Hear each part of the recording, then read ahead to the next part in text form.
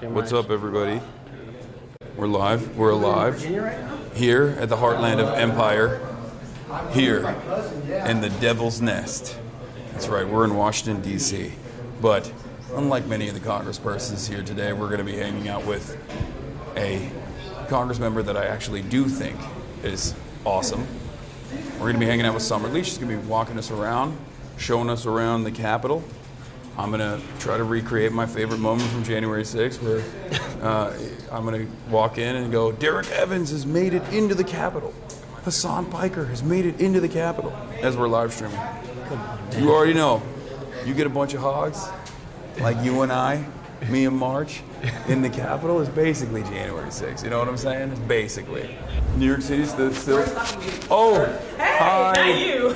Hi. Wait, I'll come down here. I know you are so tall. Hi. Oh my goodness, who would have known? Nice to meet you. Right, hold up. Yeah, you can get up there. I don't want people to think that I'm like. Oh yeah. That I'm super short. Let's get you mic'd up. All right. All right. So I'm gonna be honest. Yeah. I hate DC. I hate See, that's because you don't know real DC. Okay, this is not True. DC. No, I always do that caveat as well. Yes, you're Yes. absolutely right. I mean, like, this DC is whenever I do stuff around I feel here, you.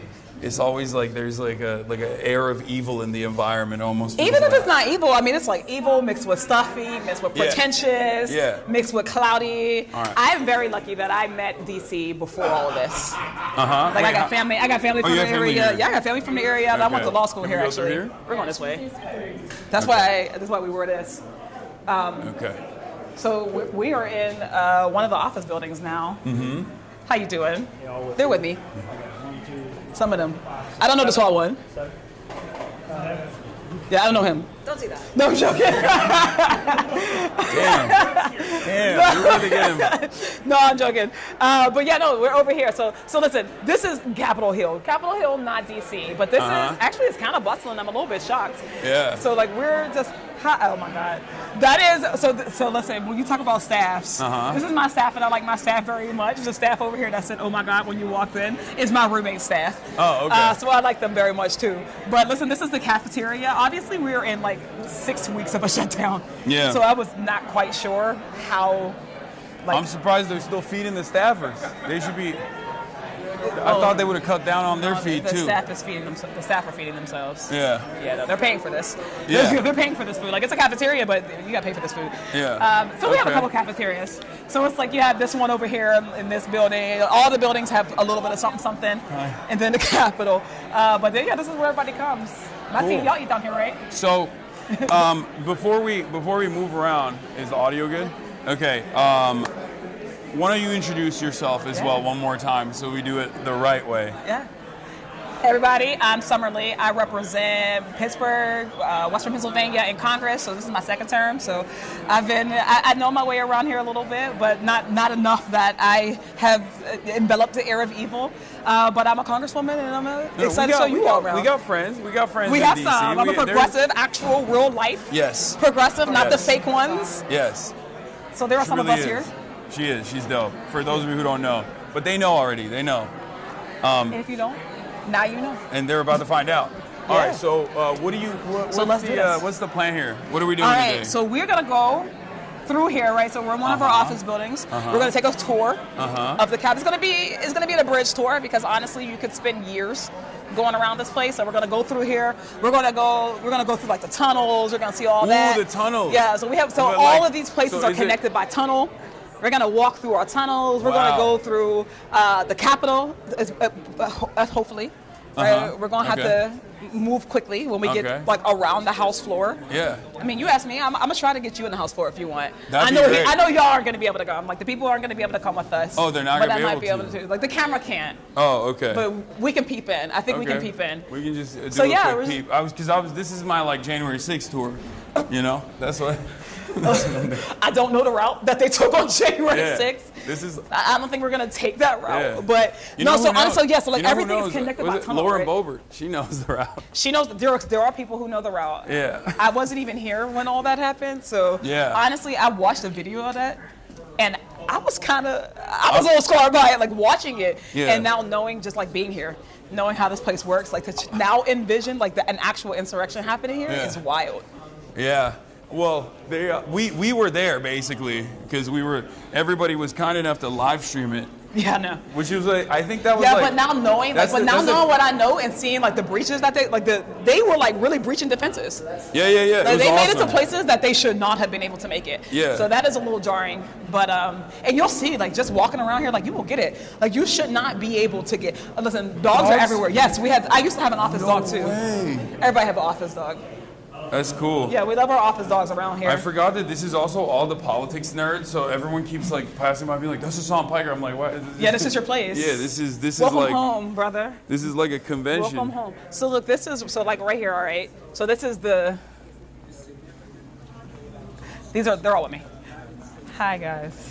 Sorry, this one. So look, this is the tunnel, right? This tunnel connects all of the different office buildings. And this is just the house ad. This is what the QAnon people think is like the baby transportation tunnel. That's what they think is going on. I don't know nothing about that. I missed that. But this tunnel, Q, is really nondescript tunnel, other than the fact that on the wall are like all these portraits. Mm-hmm. These are pictures, like every year, I think, we do a competition with kids, like high school kids. Every single district. So every district gets to pick a winner. So all these pieces of art are all kids. I'm surprised Trump hasn't gotten into this as well and just be like, we're going to take these down and we're going to put photos of me. Just him. Yeah. Just him. Photos of me posted up. I actually found a rare Trump. You want to see? I posted it on my Instagram story earlier.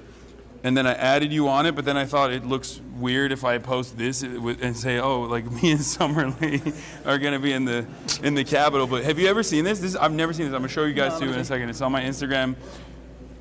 Have you ever seen this? No, I've never seen this, but I'm not. That's the rarest Trump I've ever seen. Honestly, is this real? Yeah, it's from 2001. It's the most normal he's ever looked. That's real. That's a real. It's very. He looks very normal in it. Throwing a fit, like he's kind of blasting a fit here, and I'm a collector of rare Trumps.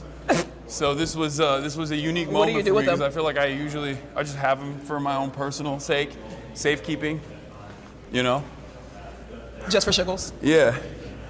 That was. Honestly, I'm not in the business of Trump. I don't follow him. I don't wake up and consume him. That's definitely a healthier way. This is for mental health. The only thing that I'm tickled by, and I'm not gonna lie, is at the end of his tirades now when he says, "Thank you for your attention to this matter." Oh yeah. I do chuckle at that. That's so funny. That's like the only thing that makes me laugh a little bit. Yeah. But other than that, yeah. He's been having a tough go at it, especially with the blue wave that took place last Tuesday. He looked defeated. I like to analyze like how he feels off of his hair, and his hair was looking like. Yeah, then look at his hair. Yeah. I think that's very fair. No, he should feel that way. But again, like you know how these things are. They call them waves for a reason. I hope that he feels a way about this wave. Yeah. I don't know that he's gonna. What about that tunnel? Where does that go? Okay, I don't have a damn clue. I think that tunnel might go to the Senate. Oh, I know where we're going. He was asking. I was just looking. Oh no, I was just asking like where does that tunnel go? I think it goes to the Senate set. Whoa. So look, the Senate, they have like little hideaways.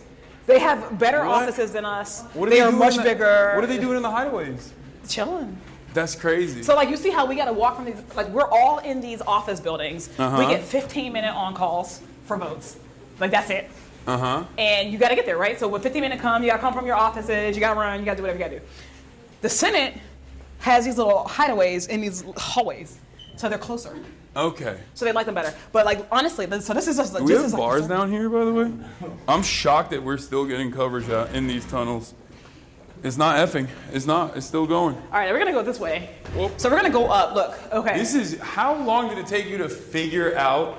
Okay, there's no way we're gonna get cut off. Do you want to go up the steps?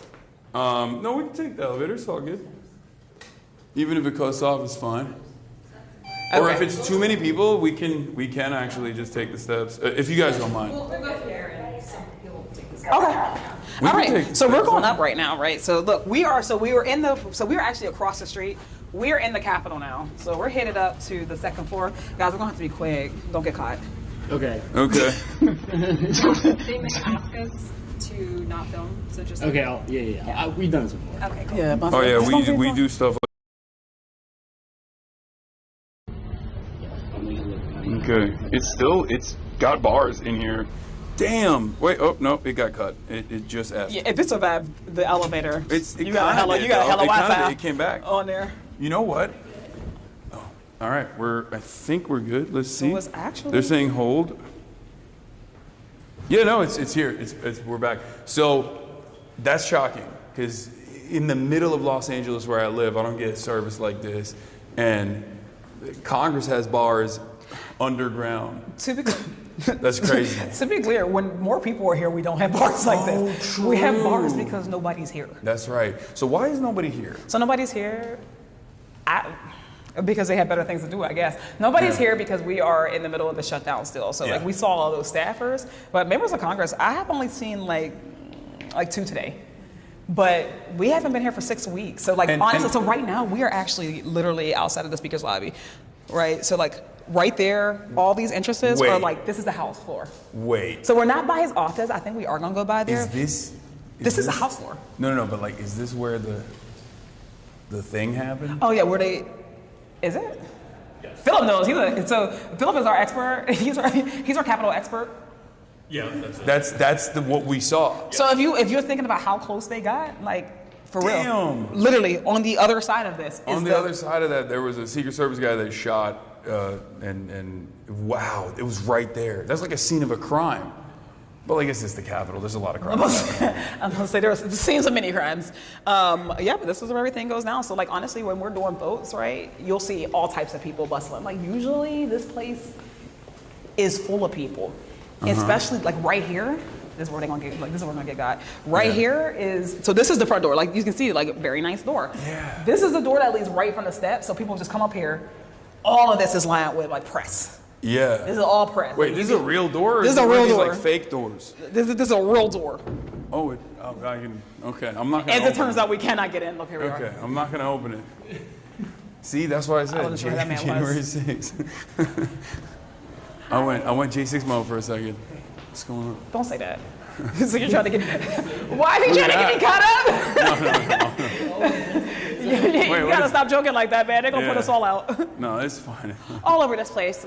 Murals, marble. Actually, we're gonna go over to Statuary Hall, which is where all the problematic artwork is. Ooh, I mean, there's some problematic people in that too. So. Small fries over here. Yeah. And then look, the fascies, because all the founding fathers were Rome weebs. They were weebs for Rome. That's why they have like the fascies. The bundles of sticks. Look who's an expert. I don't know. I'm just making stuff up. Give me this one. You know more than me. I'm just making stuff up. I mean, this is cool. The architecture is actually pretty fire. I don't think I've ever been inside the Capitol before. Like I've never done like, because I didn't go to school here. I went to school in Turkey, so we never did the tours and stuff. I went to school here, and we never took tours, but I went to public school. Oh, look, here's our news friends. They're always here. Yeah. So it's like, this is where CNN, Fox, NBC. Oh, this is where they line up. This is where they come and they talk, and then there's so much echo. Yes. This is the best. All echo. This is the best location to do this. It's because we're in the dome now. We're in the dome. So like, the beautiful white zone, this is it. Oh my God. Oh yeah, I remember people pouring in through here. There it is. All of my So you can look up and see understanding of the interior is literally from January 6th. I'm not even joking. Like That's wild. If you say January 6th 3 times, Capitol Police comes and takes you. They just take you away. I won't burn my third one. I'll wait. I'll wait for a good moment. This is where all the statues live. Every state gets 2 statues. There were like no statues. All the statues were white people until like 3 years ago. Yeah. They're just now starting to put non-white guys into here, but every state theoretically got to pick like 2. Person here. Yeah. That's cool. No, they're all over the building though. This is where the most of them live. Every other part of this tour, you're gonna see some random statue of a guy who you don't remember. What about? Okay. Oh. What about the? I was gonna ask about like the Pope guy, but never mind. Yeah. See, you'll always get ran out of a place here. Oh, and then there's like people who are protesting. Mike Johnson is starving families, and This is Mike Johnson's office. oh, this is. Oh yeah. Well, he's not here. Of course he's not He here. ain't here. He's But you know what? At the end of the day, people are just trying to. yeah. We're trying to figure out why he's not here. Oh, this is Yeah. where all the problematic artwork here. So like, dead ass, this is the baptism of Pocahontas. This is so, Oh my God. like when I said this is problematic, like the baptism of Pocahontas. No this is wild. way. Pocahontas, daughter of the influential chief poet. This is not Thomas, the Disney depicted story. As kneeling and she's being baptized, Rebecca. The ceremony took place in 1613 or 1614 in Jamestown, Virginia, first permanent English settlement on the North American continent. Reverend Alexander Whitaker performs the baptism as colonists, and members of Pocahontas family look on displaying a range of emotions. Well, this is the way that Donald Trump wants to reflect on American history, right? So like this is PragerU version. Yeah, when he's like it's woke. The museums are too woke. We got to fix it. That's what he's talking about. Look at though. It's nice. It's very nice. Yeah. Yeah, it is cool. It's very fancy. Yeah. What's up? Huge fan. Sure. Honestly, I kind of work here. Don't want to say who I work for. Okay, well, you're on live stream, Yeah, just no, so I you know know. exactly. Oh, okay. Yeah, no, believe me. But All right, you want to get flicked up? Let's do it. yeah, man. Let me get out y'all's way. Here's you want a picture? I'm gonna tell your boss. No, I'm joking. He's our, You're he's our asking. intern. The intern is asking Summer Lee. Hey, dog. great boy. That dog. our only intern right now. Crazy. He's the best. That's crazy. The others are for large. All right, That's- nice to listen. meet you. All right, get in here, bro. Come on. We're humble Quick, office here. quick. Yeah, yeah, we do. All right. We gotta keep it moving, bro. I'm trying for this. Hell yeah. Nice Building to the meet you. coalition. Let's go. Hell yeah. Take care, man. Have fun. All right. I'm trying. I am actually. I'm having a lot of fun. This is fun. So as you see, you might not know we're So- getting ushered out of this place too. But yeah, here's all the rest of the pictures. They're always the that is the picture where like I think is that the one? One of these pictures is the one on the internet where they like circle all the slave owners. Oh, it's probably that one. Yes, that Yeah, is the definitely that Declaration of one. So like Independence all one, these yeah. pictures Yeah. depicting a very particular version of history. But Damn. Abe had boots? He had Honest Abe? He had boots on. He had heels. fashion setter. He's before his time. He was tall as hell too. I think it's like inappropriate. If you're tall, you shouldn't be wearing boots especially at that age. So you don't wear boots? No, I wear boots all the time. But I feel like we've gotten taller in general now. Whereas back And then. you're taller than what I thought you were going to be. Oh, really? Yeah. I do hear that sometimes. No, because I always see you sitting down. Meanwhile, everybody else always tells me they thought I would be taller. What is this? Oh, okay. All right. So where are we headed now? All right, so we are headed now to the crypt. So we are right there, actually. So literally, this is under the point of the dome. So all of this is the crypt. Now, there are stories about this area, a couple things, right? You come over here. Ooh, like spooky stories? No, I don't think they're spooky. But like this, they say that right here. So this is the center. So this is like this is the center of the dome. But also, I think that this is where they get the quadrants in DC.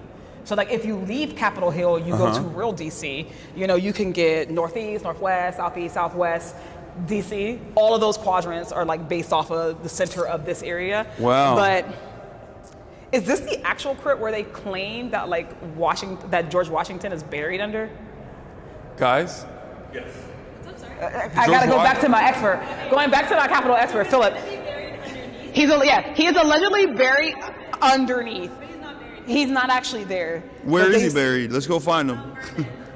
Yeah, which actually is not far. But this is it's honestly, there used to be more stuff down here. What are they doing? They're taking it? I don't know. I He's think they just cleared selling out. it. He's selling it to the Saudi royal family, piece by piece. Well, this is yet and still the real people's house. People call the people's house the White House, but this is where the people's work actually gets done. But down here is also the Supreme Court. What? We just walk in. Y'all didn't tell us where to go. Where is the Supreme Court? It's closed. It's close. So the old Supreme Court was here. So before they used to have the big building across the street, they were literally just down here in the basement. Oh wow. Tiny little room in the basement of the Capitol. That's I feel like that's better. They should go That's back what I to said. that. When they cut up, And they're in they should go back to the basement. yeah. And they're also closer in proximity to at least the elected representatives of the people whose lives they're deciding on. For a life tenure? Yeah. It's pretty crazy. Okay. All right. All right, let's go outside. You want to go see the plaza? Sure. So you haven't been on inside. Have you been outside of the Capitol? Not really. I've been to, the only time I've ever been to Washington, D.C. is for the White House Correspondents' Dinner. And not even the dinner itself, but just events around it. It's okay that you went to the dinner. No, I didn't go. But I mean, it wasn't on some like principle. I just didn't, like, I wasn't invited. I was like, same. So you've never just been to DC for like No. You ain't never been to the go-go? You heard go-go music? Go-go music? Yeah.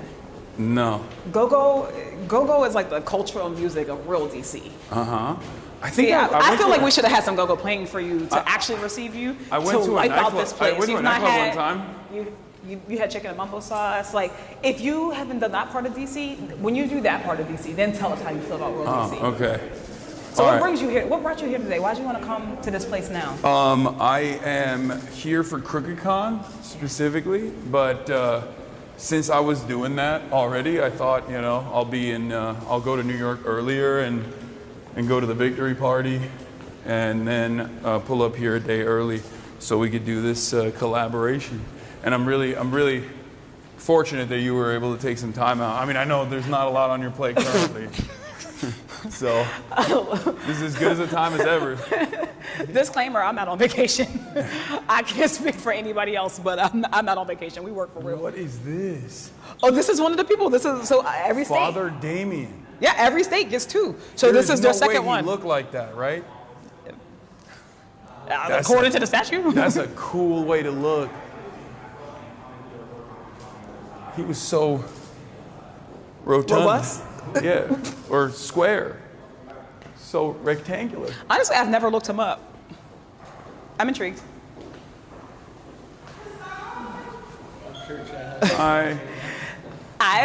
If you were here when this place was open, you would have made it through. Yeah, it'd probably be a little annoying. I feel like this. It It's gets on for tough. Congress. It We're gets gonna go tough. this way. So when you come back here and you're a member, they ain't gonna love you the same. Oh, that's never. Yeah, that's what everybody says. Everybody says, I'm not gonna do this. I don't wanna do this. Never. Oop. All right, we made it out of it. Okay, I'm so already look, breaking stuff. just to talk about where we started, we started over there. Oh my God. So I met you all the way over there. Whoa. And we walked under. So that's how you can get on. So that's how, like, when it rains, weather, you can come under the tunnels. That's pretty cool. But when you come here outside, usually, so this is the plaza where everything is, right? We got all the office buildings. They're over on that side. Notice that we didn't go to the Senate. We don't go there. Yeah. No. Well, there is the Senate is in session right now, isn't it? They're doing stuff. I'm not. Some stuff. Oh, okay. Not a lot. Something. They're doing something, They're doing I guess. something. I don't know. So we got like the Library of Congress. So there goes the Senate. There goes the Supreme Court right over there. And then there's usually in session, right? You get people running over here. People are usually doing press conferences over there on what we call the little triangle. Usually you have like press all lined up here. So when I say you press line from here, when you walk up the steps, all press till you get to the door. This is where the famous bill sat. Oh yeah, I'm just the bill on hit Capitol. over there. I know that. That's where the bill was. Yeah, This is a famous place. Andrew Cuomo made a version of that as an AI. And it was pregnant. And it was pregnant. Yeah, It was weird. pregnant sometimes, but not all the time. It's weird that he just chose to make the bill sexualized. Can and we pregnant. just say that I for one am excited that the most embarrassing campaign in history is over. Oh my God, I know. I mean, I have obviously some personal. Shout out to New York. I have, yes, amazing. I have some personal investments as well in terms of, like, I'm glad that they're no longer dumping $3 million into putting my face on Knicks game advertising. Yeah. Next to the They did burning us for you. towers. Yeah, you get. Yeah, they were like, they were really pumping it. They really just went, we'll just tune the dial of racism up to 11. And it's not gonna get better. Yeah, no. It ain't getting better But because no responsibility. There's no accountability. You know, the election's over. They lost. You think they're going to be like, okay, we should be racist. We shouldn't be racist anymore. Yeah. Doubt it. But the citizen's right over there. Crazy because it's like he is technically supposed to be a Democrat, which makes it worse. I feel like because then it's like We if should you're talk doing about this, that. Listen, they always say the Democrat, the party is a big tent. That tent has gotten much bigger. Like, it's not expanding. I think we're expanding it. We're bringing in people. But they're not. Every day we super bring in stoked. somebody, they just go off the deep end more. Yeah, for whole for campaign every was summer off the league, we deep need end. like 3 Klans members, I think, to moderate it. Is the attitude that some people have? I think not everybody. No, it's not everybody. Not everybody. It's not everybody. But everybody should be. I don't know. I think there were some clear things people should be able to speak out against. Yes, absolutely. Like, just calling a guy running for mayor a terrorist for existing as a Muslim, like that. Come on, that feels like something that every single Democrat should be able. Personally. Yeah, even like people who took their sweet time to come out and endorse the vote blue no matter who. Democrat. Yeah, all the vote blue no matter who people were like very. So you're not even getting a good shot. quiet. Let's swap it, bro. it's That's the not light. us. That's not even us. Okay, I got you. It's because of the sun. I was like, Yeah. I wanted them to know where you at. But that was Cool. somewhat frustrating to see. Do you feel like there needs to be more protection within the Democratic coalition as far as like absolutely. as far as congressmen with like absolutely. marginalized background, no matter what. Precisely. And it's like we can't keep saying that we want more people to participate. We want more people to care. We want people to vote. Honestly, I think it betrays it when they treat, when people treat like Zohran like that. Yo, let's just sit down. Oh, I was thinking, this is the Hakeem Jeffries. This is the Hakeem Jeffries, Cory Booker. I know, sure. They sat down here, didn't they? Everybody They did sits. the First of all, album cover. everybody sits down here, right? They don't they don't have a monopoly on it. Everybody's sitting down around here. But no, you hope that people like whether they do it or not, we are gonna exist. Yeah. We're gonna run. We're gonna be successful. Personally, like the left, like marginalized folks running, like our biggest impediment isn't a hater, who's in office. Our biggest impediment is the money, right? I don't care. You hate all day. You don't gotta love us. You don't gotta. Yeah. Keep your super PACs at bay, right? Yeah. That's my ask. If we can't even let's start there. Let's not sick super PACs on people who we don't like. If we can start there, that'll be good. We can move on to how about we not be but we can kill the hypocrisy. You want me to vote? Every single election cycle, everybody's like, did you vote blue? Did you vote for the president? Did you vote for this person? Did you vote for that person? And it's just, obviously, there's no reciprocity. There's not enough reciprocity, but I also know, look, at the end of the day, I represent my people. I bring my people with me. My goal at the end of the day is to get and bring more people. So when we lose big national elections and we're like, oh man, the math didn't math for us. Yeah. It's like, well, how many people did you not bring in? How many people did y'all say were not good enough for the party when you slow walked, endorsements of one of the most exciting candidates in forever? Yeah. And I think, there's a bunch of different reasons for that, obviously. You do have like big corporate donors that are very scared of the scary word of socialism. But I think a major advocacy group that is embedded within both the Democratic Party and the Republican Party, and I think you know where I'm going with this, is obviously the Israel lobby. Yeah. And you were uncompromising in your values, and you spoke out against Israel's war crimes, against Israel's genocide, and you were one of the few that did not get punished in that same cycle where AIPAC obviously put a lot of historic amounts of money in AIPAC subsidiaries, put historic amounts of money against Cori Bush and Jamal Bowman. Yeah. I do want to start with we're getting deep now. You want to go over to my office? We can do that as well. We can still walk and talk, but let's get deep. But I want to start with what motivated you to run for office, what your background was, but also in terms of that last race, what do you think you did that allowed you to cut through that noise? Yeah, is this something you thought about? No, I think about it all the time. Yeah. We had, obviously they were able to take out my brother and sister, Jamal and Cori Bush. I think that they are also people who were exciting. They cared about people. Like I can say this unequivocally. I have never seen someone go as hard for their people just persistently as like Cori Bush. Like she goes hard. Yeah. When we're talking about people should be excited about politics, like that's the type of energy that we should bring. And then like the reason why they target people like us is because they're not trying to really just take out us. And they're trying to extinguish that energy. Yeah. People aren't supposed to come to politics and be excited. Yeah. You know. So I mean, no, they want to kill hope. They want to kill that hope, right? That's Honestly. what it always feels like to me. Even with like that's. If it ain't a slogan, they don't want it. Yeah. They only like slogan hope. Or even as far as like hope in general, like it does always feel like there's this energy, especially emanating here, that politics is supposed to not give you good things. Like it's not supposed to offer you. The government's not supposed to give you good things. The government is not supposed to do anything for you. You know, the scariest words that any American can hear is I'm from the government and I'm here to help. Like that mentality is carried on, and I think it's basically calcified here, and that's very damaging for the Democratic Party's interests. Yeah, it is. Because if they were to represent like any kind of competency, they would have to do bigger government initiatives. Like that's structurally what the Democrats are supposed to represent. Yeah. So when they also play this role in undermining any sort of competence, undermining any sort of you know, better things are possible style initiatives, they're cooking themselves in the long run. Yeah, you know, the Democratic Party, I think we got to get out of our own way. I use our very loosely. I like to think I'm not in my own way. Yeah. But yeah, no, I mean, I think it's a couple of things, right? The original question, we work hard.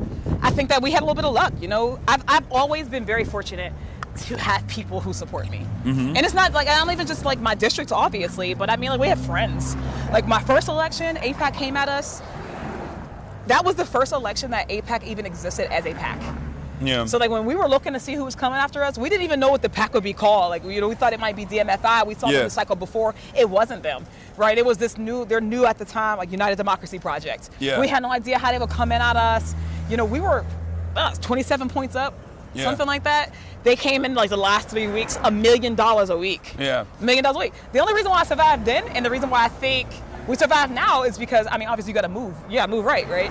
You kind of got to be perfect. Yeah. But we have friends like Justice Democrats. You know, they honestly, for real, they came in. Like Justice Democrats, like they came in from the beginning. When they started to put those millions in, they went and found us a couple of dollars. Yeah. You know, we had a couple of our union friends, you know, progressive folks all over the country. They were doing phone banks. Like we just had like lefties, like all over the country doing phone banks for us. Yeah. And you used to think that those tactics didn't work.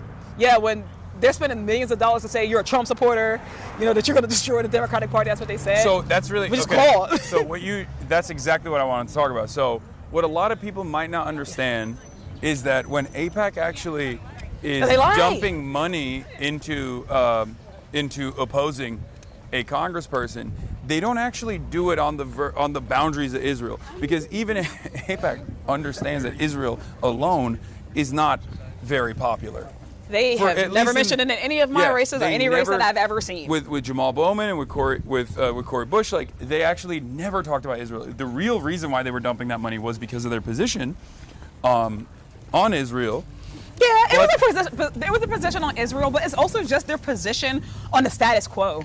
Yeah. Right. But all the folks who are big donors to AIPAC. Yeah, they have interest, just corporate interests. Yeah.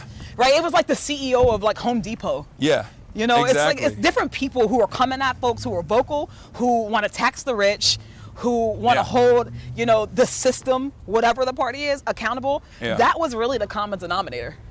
Yeah. No, absolutely. But what I was saying is that their angle of attack is never on the boundaries of Israel, but it's never because I'm not a Democrat. That's what they told me. Yeah, we're not going after Summer Lee because she's, she's trying to hold powerful corporate interests to account. We're going after Summer Lee because she doesn't cooperate with the Democrats if it's the primary, and I assume if it's in the general, there's like different lines of attack that they change up, right? Like. It's usually they did the same attacks. Oh, they just so what were, I guess a little tiny bit different. What were the common threads there? Like, what were the lines of attack? Honestly, genuinely, it was nothing but like, she's not a good enough Democrat. Yeah. They just changed the message on every medium. So on TV, wall-to-wall coverage. You know, just like ads is like Summer wants to destroy the Democratic Party. Just wall-to-wall coverage. You wake up, And you Honestly, at this rate, we're gonna go that currently, way. We're gonna go in that door. I would never go in that door because it's easier to get into this one. It was like every day. You go outside, you could check your mail. One day there were 4 mailers in people's mailboxes. Each of them had me with like Marjorie Taylor Greene, Donald Trump, right, trying to paint this picture that I'm not a good enough them. They pull out of context tweets. Yeah. They did stuff like that. Oh, classic, yeah. But it was like all fear-mongering, right? Just like they're radical, they don't know enough, like they're not us, right? Yeah. It's the us versus them thing that they do anyways. So that was the message that they sent. And then they went, they didn't beat me, right? But they lowered that lead. Yeah. We went from 25 points up to winning by like 900 votes. But it's so, like, that is so undemocratic. Like, I know this is a point that gets stressed quite a bit in terms of like any kind of corporate lobbying and any sort of like super PAC, but it quite literally is antagonistic to democracy. You do the right thing. Like on paper, you go out, you speak to your constituents, and you say, here's what I've done, here's why you should vote for me again, here's how I'm going to fight for your values and fight for the things that you care about.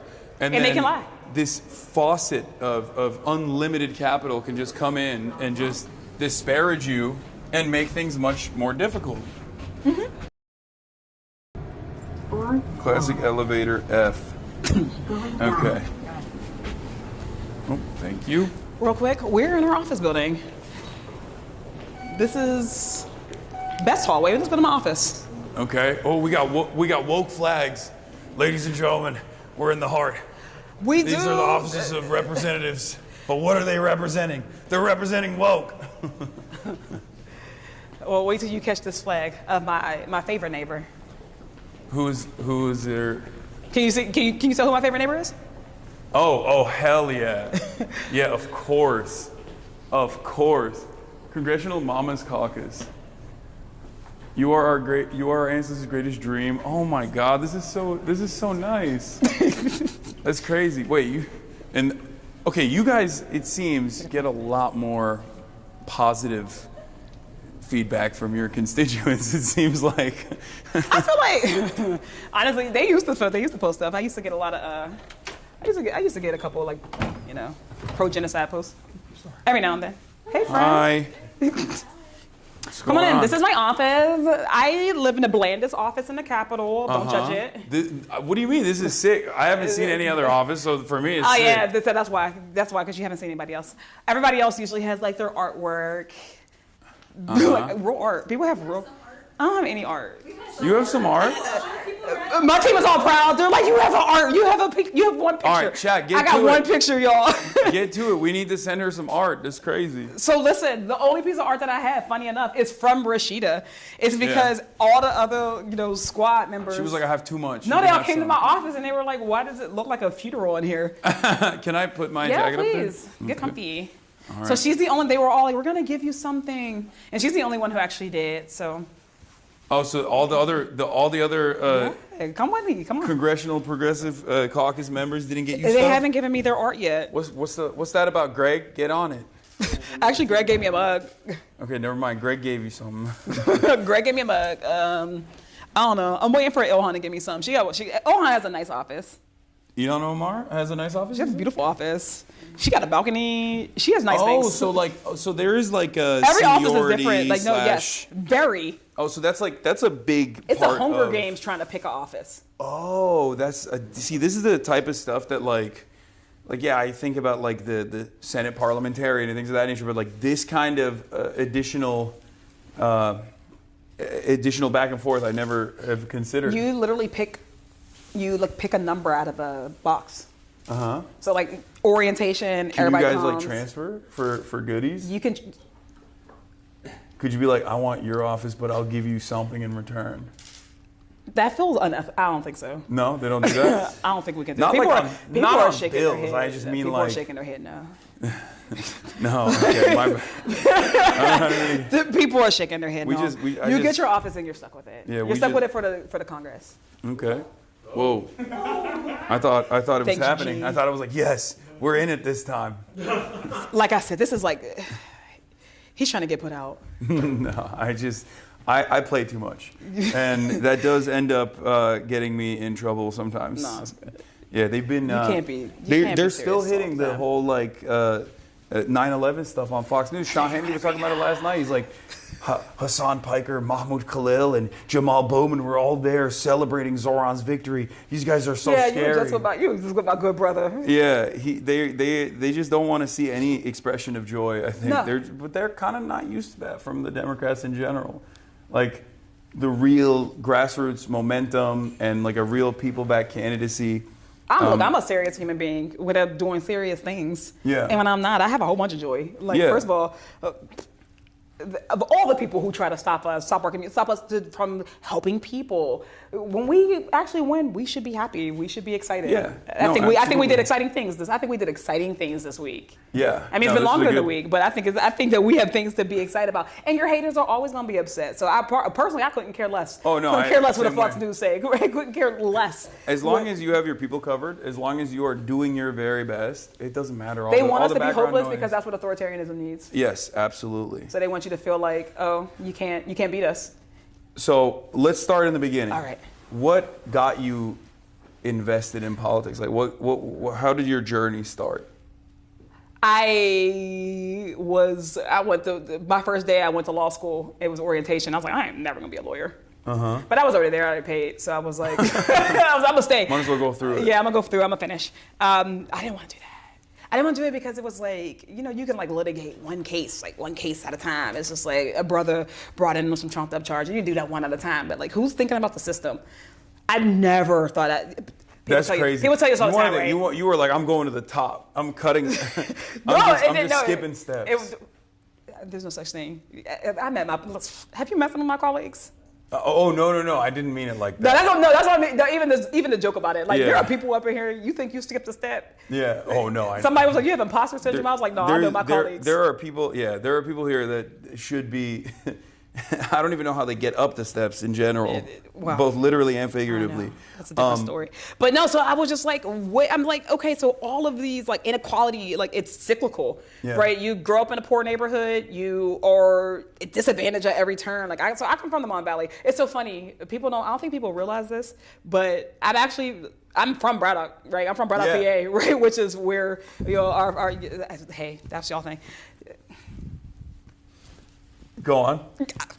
I'm actually from Braddock. Like my family's actually from Braddock, right? That's where my people are from. Yeah. So we grew up steel mills, all those things. We got some of the worst air quality in the nation. Industry collapses, towns abandoned. Was your what about your family's background? Were they working in the steel mills? I had a whole bunch of family working in the steel mills. Yeah. And that was like there was unions back then. You know what's interesting about that? Yes. Pittsburgh has always been a union town. We don't just say that for fun. Pittsburgh has always been a union town, and this is the thing that I think gets me in trouble. When we used to, in the early days, just on like this environmental racism stuff, like working on this environmental racism stuff, like reminding people like we have the worst air quality.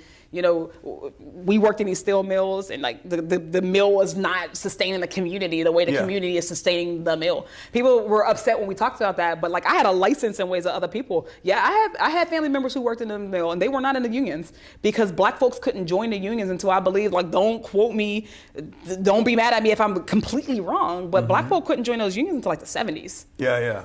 So like the last generation of my family, who was in the mill, my granddad was in the mills. He actually left the mills and somehow became a teacher.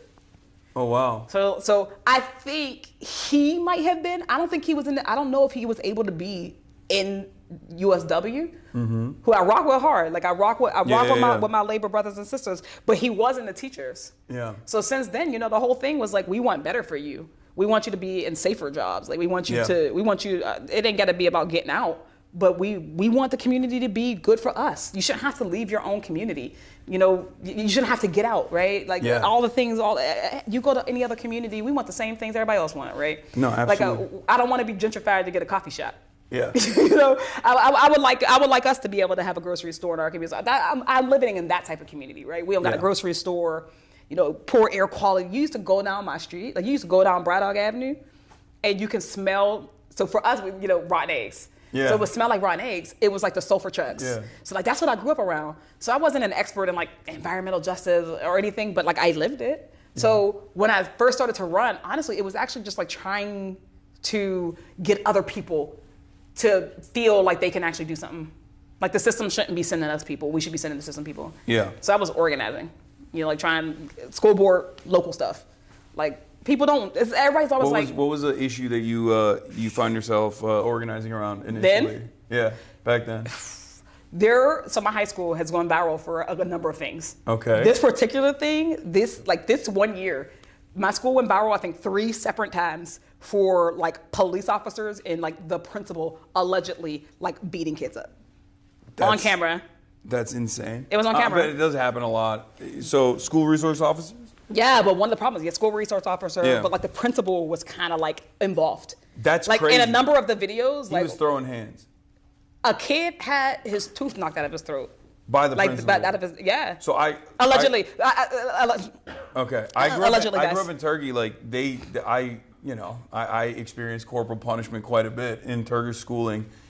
This was not corporal punishment. This is like that, but that's beyond that. Like they would do, ear pulling, steel. They would get like a you steel can paddle. You can ruler. still get paddled in the United States. Oh really? Yeah, like They just I have feel that. like maybe like 15 states or something. They just have that as a carve out. They're like, we can't let go of this. This is so good. It still exists. It's such a good educational tool. People don't even know. Yeah. Well, I mean, I don't know. Sometimes kids have bad vibes. You know what I mean? I'm kidding. Not the kids are low vibrational. I'm kidding. I believe the kids can are the future. Do you guys have a Charger? iPhone charger, if possible? You got a new Can I iPhone or the old iPhone? I have the new one, the You're right there. USB-C one. Yep. If it's Right below possible. you. Oh, you have it right here. Oh, That's my seat. damn. Okay. Oh, this is where you normally. If I do anything, I'm gonna stay charged. Yeah, you're just kicking it over here. Mm-hmm. You have a Black Panthers jersey. Yeah, I got that from like the Black Panther Museum. Oh wow. Like QP Newton's wife gave it to me. Well, she didn't that's give it to me sick. because I follow ethics. Yeah. Of course. I love that thing. That's such a crazy. That's also kind of a crazy rule for people that don't know. Do you want to explain what that is? Yeah, you're not we can't supposed accept to, gifts. You can't accept gifts as a. We don't accept gifts. Yeah. People don't give us things. They don't give me things. Unless it's a super PAC, in which case you can do whatever the you want. You can go to like. Even that's a loophole. Yeah. Even that's a loophole. This is why we want to abolish super PACs. Yes. Peep the sign. We're trying to abolish super PACs. We want everybody to get on board. I can't proselytize right now. They told me, but yeah, no. This is. I think this is one of the biggest issues that we have. Mm-hmm. Obviously, not just from my own race, from all the races. The people shouldn't be able to just like buy their way into the little Oval Office like Elon Musk did. Like just. Yeah. I mean, they're just that's cutting out the middleman in some ways too. They've gotten more confident in their Very much brazen so. corruption Because they've been especially in this stress testing the system for, I'm gonna say decades. Yeah. But this group specifically, since like 2016, everything they do, every like toe they like step over is trying to figure out will people let us do it. Yeah. Will people let us do it? That's why I always say like Donald Trump doesn't necessarily get to decide if we have a dictator. Yeah. He don't get to decide. Like it's not like the Congress doesn't get to decide if we have a dictator. Like you do. Yeah. So like when they step over line, it's like they're flexing on the American people. Yeah. No, they're dabbing on us Every time. every day. And every time they get to do it once, and they're like, "Oh, that worked." Yeah. You know what they do? They go and say, "All right, we moved the line." Yeah. We moved the line. So that's what this whole thing has been. Like I've always said, it was you talk about all day. It's an ongoing insurrection. The insurrection has been ongoing. They have been plotting. They've been planning. They've told us. So even like I get it. A lot of people are like, "I don't really rock with the Dems." With or the Project Rs. 2025 stuff, especially, like It was real. they plotted out. They plotted Like, it. They wrote and it. and they put it on paper, and they're like, "This is what we're gonna do." And then all it takes is for Trump to be like, "I don't know what that is. I don't know how to read." And then everyone's like, "Oh, okay, he said so it's fine. He won't do it." And then He said he was going to do it. yeah, They said they were going to do it. So, honestly, that's why I ran. All of this is a part of why I ran. Right? Yeah. I felt like I could see the trajectory of the country and the Democratic Party. I felt like if I can see inequality and I can see like how it functions at the systems level. If I can see, right, people who aren't apathetic, like the party, that was one of the reasons why I really ran. Like they kept saying like these people are apathetic, they don't care. I'm like, that's just not even true. People absolutely care. Yeah. Sometimes people are hopeless. yeah, Sometimes they feel discouraged. Or like how many people in communities like mine, like they've seen the president, Democrats and Republican, the Democrats and Republican, they seen the volleyball game happening forever, and their communities haven't changed. Yeah. Things haven't changed in their life. Their material conditions are only deteriorating year after year. Absolutely. And I think that is a major issue. That's like what I address all the time as far as like the sense of entitlement. It seems that some people hold, Democrats in particular, where they're just like, no, you have to vote for us. We're better than the other guy. And like theoretically is true. In theory, harm reduction is correct, right? Is a correct theory. But it's a terrible way to campaign. A bad message. It's a bad message. It's a terrible way to campaign, and it's been an abject failure over and over again. I think that's a key point. It's been a failure. I think that multiple things be true. When I used to knock on doors in my really early days, because that's all we did. Like I knocked doors twice a day, every day. So I did a morning shift, I did an afternoon, I did like an evening shift. I'm hitting people for breakfast and dinner. Just talking to voters. And same things all the time. Like, you deserve clean air and water, right? Yeah. I mean, we live in the wealthiest nation on earth. Your kids should go to a good school. You shouldn't be paying property taxes out the wazoo, and your kid still is not getting the education they deserve, right? Just stuff like that every day, every single day. But I talk to a lot of non-voters. Yeah. And I think maybe that's what makes me a little bit different. I'm not just saying me personally, me and others like us. That I talk to non-voters as much as I talk to voters. I talk to infrequent voters. I talk to folks who have never been registered in their entire life. Yeah. I have people in my family, right, who they vote when I say go vote for me. They know me. And sometimes I'm certain they're lying to me. Like sometimes they're like, "Summer, yeah, I voted for you." Sure. Like, okay. They didn't go. What am I do? Right? Here comes Summer again. Right. Asking us to go out and register. I had to go and like drive because I'm like, girl, I'm a babysitter. I'm gonna drive you to the poll. Like I need this vote. But no, I've talked to these non-voters, and at the end of the day, it is that hopelessness. It's like, well, what's the difference? It doesn't make a difference. And then I talk to your Democratic establishment people, and they're like, well, of course there's a difference. The Supreme Court, right? Roe v. Wade fell because the Senate gets to a point. Yeah. That was a real thing that happened, and I think that the disconnect is that.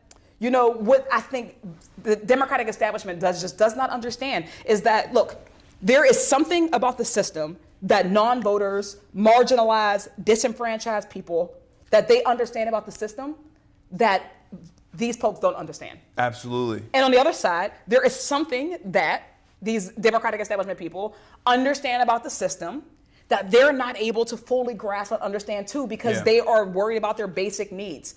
The key is that it's incumbent on us to go and get folks. Yeah. Like we're the ones who are supposed to say, I understand why you're skeptical. I understand how it can be hard for you to prioritize voting when your material conditions are just getting worse. Yeah, what's really interesting is... We stopped doing that. Yeah, oh, absolutely. And it's like, that's the basic principle of democracy, is that voters are supposed to go out and extract concessions or make demands out of their elected representatives in exchange for a vote. And then you sit on this seat of power to make the popular demand known and try to fight for them. And yet, for some weird reason, we are so far removed from that basic principle that even campaigns like Zohran's or campaigns like yours, but Zohran's one's like in New York, so it's very high profile. It's big time. Yeah. But it's like, it wasn't unique at all. Like, in many ways it was unique because the circumstances are so dire. But what I mean by that is, like, it's not actually that unique to go out, ask a bunch of voters and non-voters, like, what is your major issue? Actually, you mean talk to voters? Yeah, talk to voters, identify some key problems. I got big theories on why people don't talk to voters. What? Oh, in here? Oh, I would not love even to, just here, right? Just I would love to get into that because that's a major gripe that I have. We'll circle back. But what I'm saying is, like, it's the most basic thing. You go out and you ask people, like, what's your issue? How can I solve it? And then you identify a couple of those issues, and you keep hitting those issues. And of course, lo and behold, all of them revolve around material inequities and financial struggles, affordability, things of that nature. And you just keep hammering out those points. And you win, even when you have hundreds of millions of dollars in corporate interests and numerous different advocacy groups. I'm not going to say even. Together. Let's be real. Zohran had some dollars. He had support. He had help. When a lot of people talk about, oh, why'd you win? Why'd he win? Sometimes because it's a good story. we put the emphasis on the grassroots organizing. Yeah. What did he have? 90,000 volunteers? He had I don't know if that's 50 a real number. No, he had 50,000. 50,000. He had 50,000 in the primary and then 104,000 in the general. That's wild. Let me That's tell you who ain't getting that many volunteers. Nobody else. No, on absolutely. God's green earth. Like, not in a district, right? In a non-national campaign. Well, we're trying to fix that. Absolutely. But in why I a wanna- non-national campaign, like, Yeah. that's wild. So we put the emphasis on that because we should. Because proportionally, that's us saying, like, the reason why we're here is because of you, right? People put us here, people care. We connected, real connection. And so sometimes people are like, well, you don't need all that money. But it's like, At the end of the day, when your ops can get out anything, say anything about you, and you can't counteract it, it does hurt. It hurts. No, for because sure. now you need more volunteers to now go, now you got to counteract the lie. Yeah. So like the idea that we don't need money, like I would love, and I can't wait, it exists. As the future already exists, it already exists that we live in a world post big money in politics. We live in a world post authoritarian. It exists already. And as we build to it, right, we do have to recognize that, like, actually our people do need to have dollars so they can compete. It's not an evil thing. No, absolutely. We do need to actually run for office. It's not an evil thing. Yeah. We need to wield power. Power is neutral, right? Power is not inherently good or inherently evil. And there are like a few people in history who are like, power is to be wielded. I think when you talk about like democracy, if I just flip it on its head a little bit, like the fundamental thing about democracy is that it's government by the people. Yeah. Which means that our real job is not necessarily like a transactional thing. Mm-hmm. It's actually to be like the candidate in the perfect world. Candidates don't go to the people first. The people. They are the people. They are the people. Exactly. The people are like, this is our person. This is who we're sending you. Yeah. And because we are a person, like you represent them, you already know you're embedded. Now you stay with your folks. You stay on the ground. It's not supposed to be a special class, like It's not a special politician, class of people. job. Yeah, it's supposed to be you're a teacher and then you're representing your community. You represent your community. You can Yeah. be anything. Mm-hmm. And that changes. Well, what's the qualifications for Congress? Yeah. People think that the qualification for Congress is Nothing. lawyer, business no. owner. No, it's whatever lived experience you Yeah. have. You are personal. You have personal expertise on all types of stuff. Yeah. You be convinced that we don't have it. And I think I would go so far as to say, if you're a regular person experiencing financial struggle, trying to make ends meet, trying to pay for rent, you have the necessary qualities that many people in Congress no longer hold, especially after years and years of being a part of this machine. I've talked to a lot of politicians about this kind of stuff behind closed doors and private meetings and things like that about and they just want to know how do we message? How do we message to the kids? How do we reach they don't really care as far as like what I try to explain to them, that it's not just about the platforms that you're on. It's about what you're saying, and it's about actually being an earnest It's about your defender. authenticity. Yeah. We don't have a message problem. Yeah. I'm not gonna. Okay, we have a message problem. We do. We don't have exclusively a message problem. We have a messenger problem. Yes. I've for been sure. talking to a lot of my colleagues too. I remember we were going back and forth in like a retreat, and everybody, after the election, they all bring in the polls. It's like the polls say this, the polls say that. Honestly, I mean, the polls always say this. I'm like, I told y'all that. I'm like, I already told y'all that. But like, so we're doing that, and then we're talking about, and they're like, well, what we need to do. I was like, no, we need people. You can say whatever you want to say. You can start cussing online, look cool. You can do all that. If that is you, then do it. But the problem is like, if you ain't never had to struggle to pay the rent, how are you going to relate to somebody who does? And a Congress person doesn't have to relate to every single person in their district. You don't. Yeah. But again, as the party of working class people, if you can't relate to working class, I had to talk to my colleagues like, there are so many of y'all who generationally have not experienced being of the poor. Yeah. I think most of us are working class, right? You don't own anything, you don't trade stocks. You're in a working class. You got to work for your living. You're in a working class. But a lot of people lose those roots. They're not there. That's why they're not talking to non-voters anymore. Yeah. That's why you got all these people who are only listening to consultants and hyper like attentive voters, like those voters who are like, I go to caucus, I go to the DNC. What the abundance call the groups. Yeah, they're talking to them all the time. Yeah. But they're not talking to real people. And then when they go, and you go to the barber shop, and you ain't been to the barber shop in years, you don't know what them brothers down there are dealing with in their real life. So how are you gonna relate to it? And that's the problem right now when we're talking about, man, we got colleagues who, and this is not a shot. We got folks who have been here for longer than I've been alive. Like actually. Yeah. They've been here longer than I've been alive, which means they've known various iterations of the Democratic Party, various iterations of the Republican Party, and now they have officially known a different iteration of the country itself. The country that they've known, that we've known, it does not exist anymore. We are in an authoritarian regime. Yeah. And there are too many people who are nostalgic for a time that will never exist again. Yeah. It cannot exist again. Whenever they say, I want a strong Republican Party, the way things used to be, I'm like, no, I want no Republican Party. I fell out of my chair. I'm like, no, I want. That's like saying I want a responsible plan.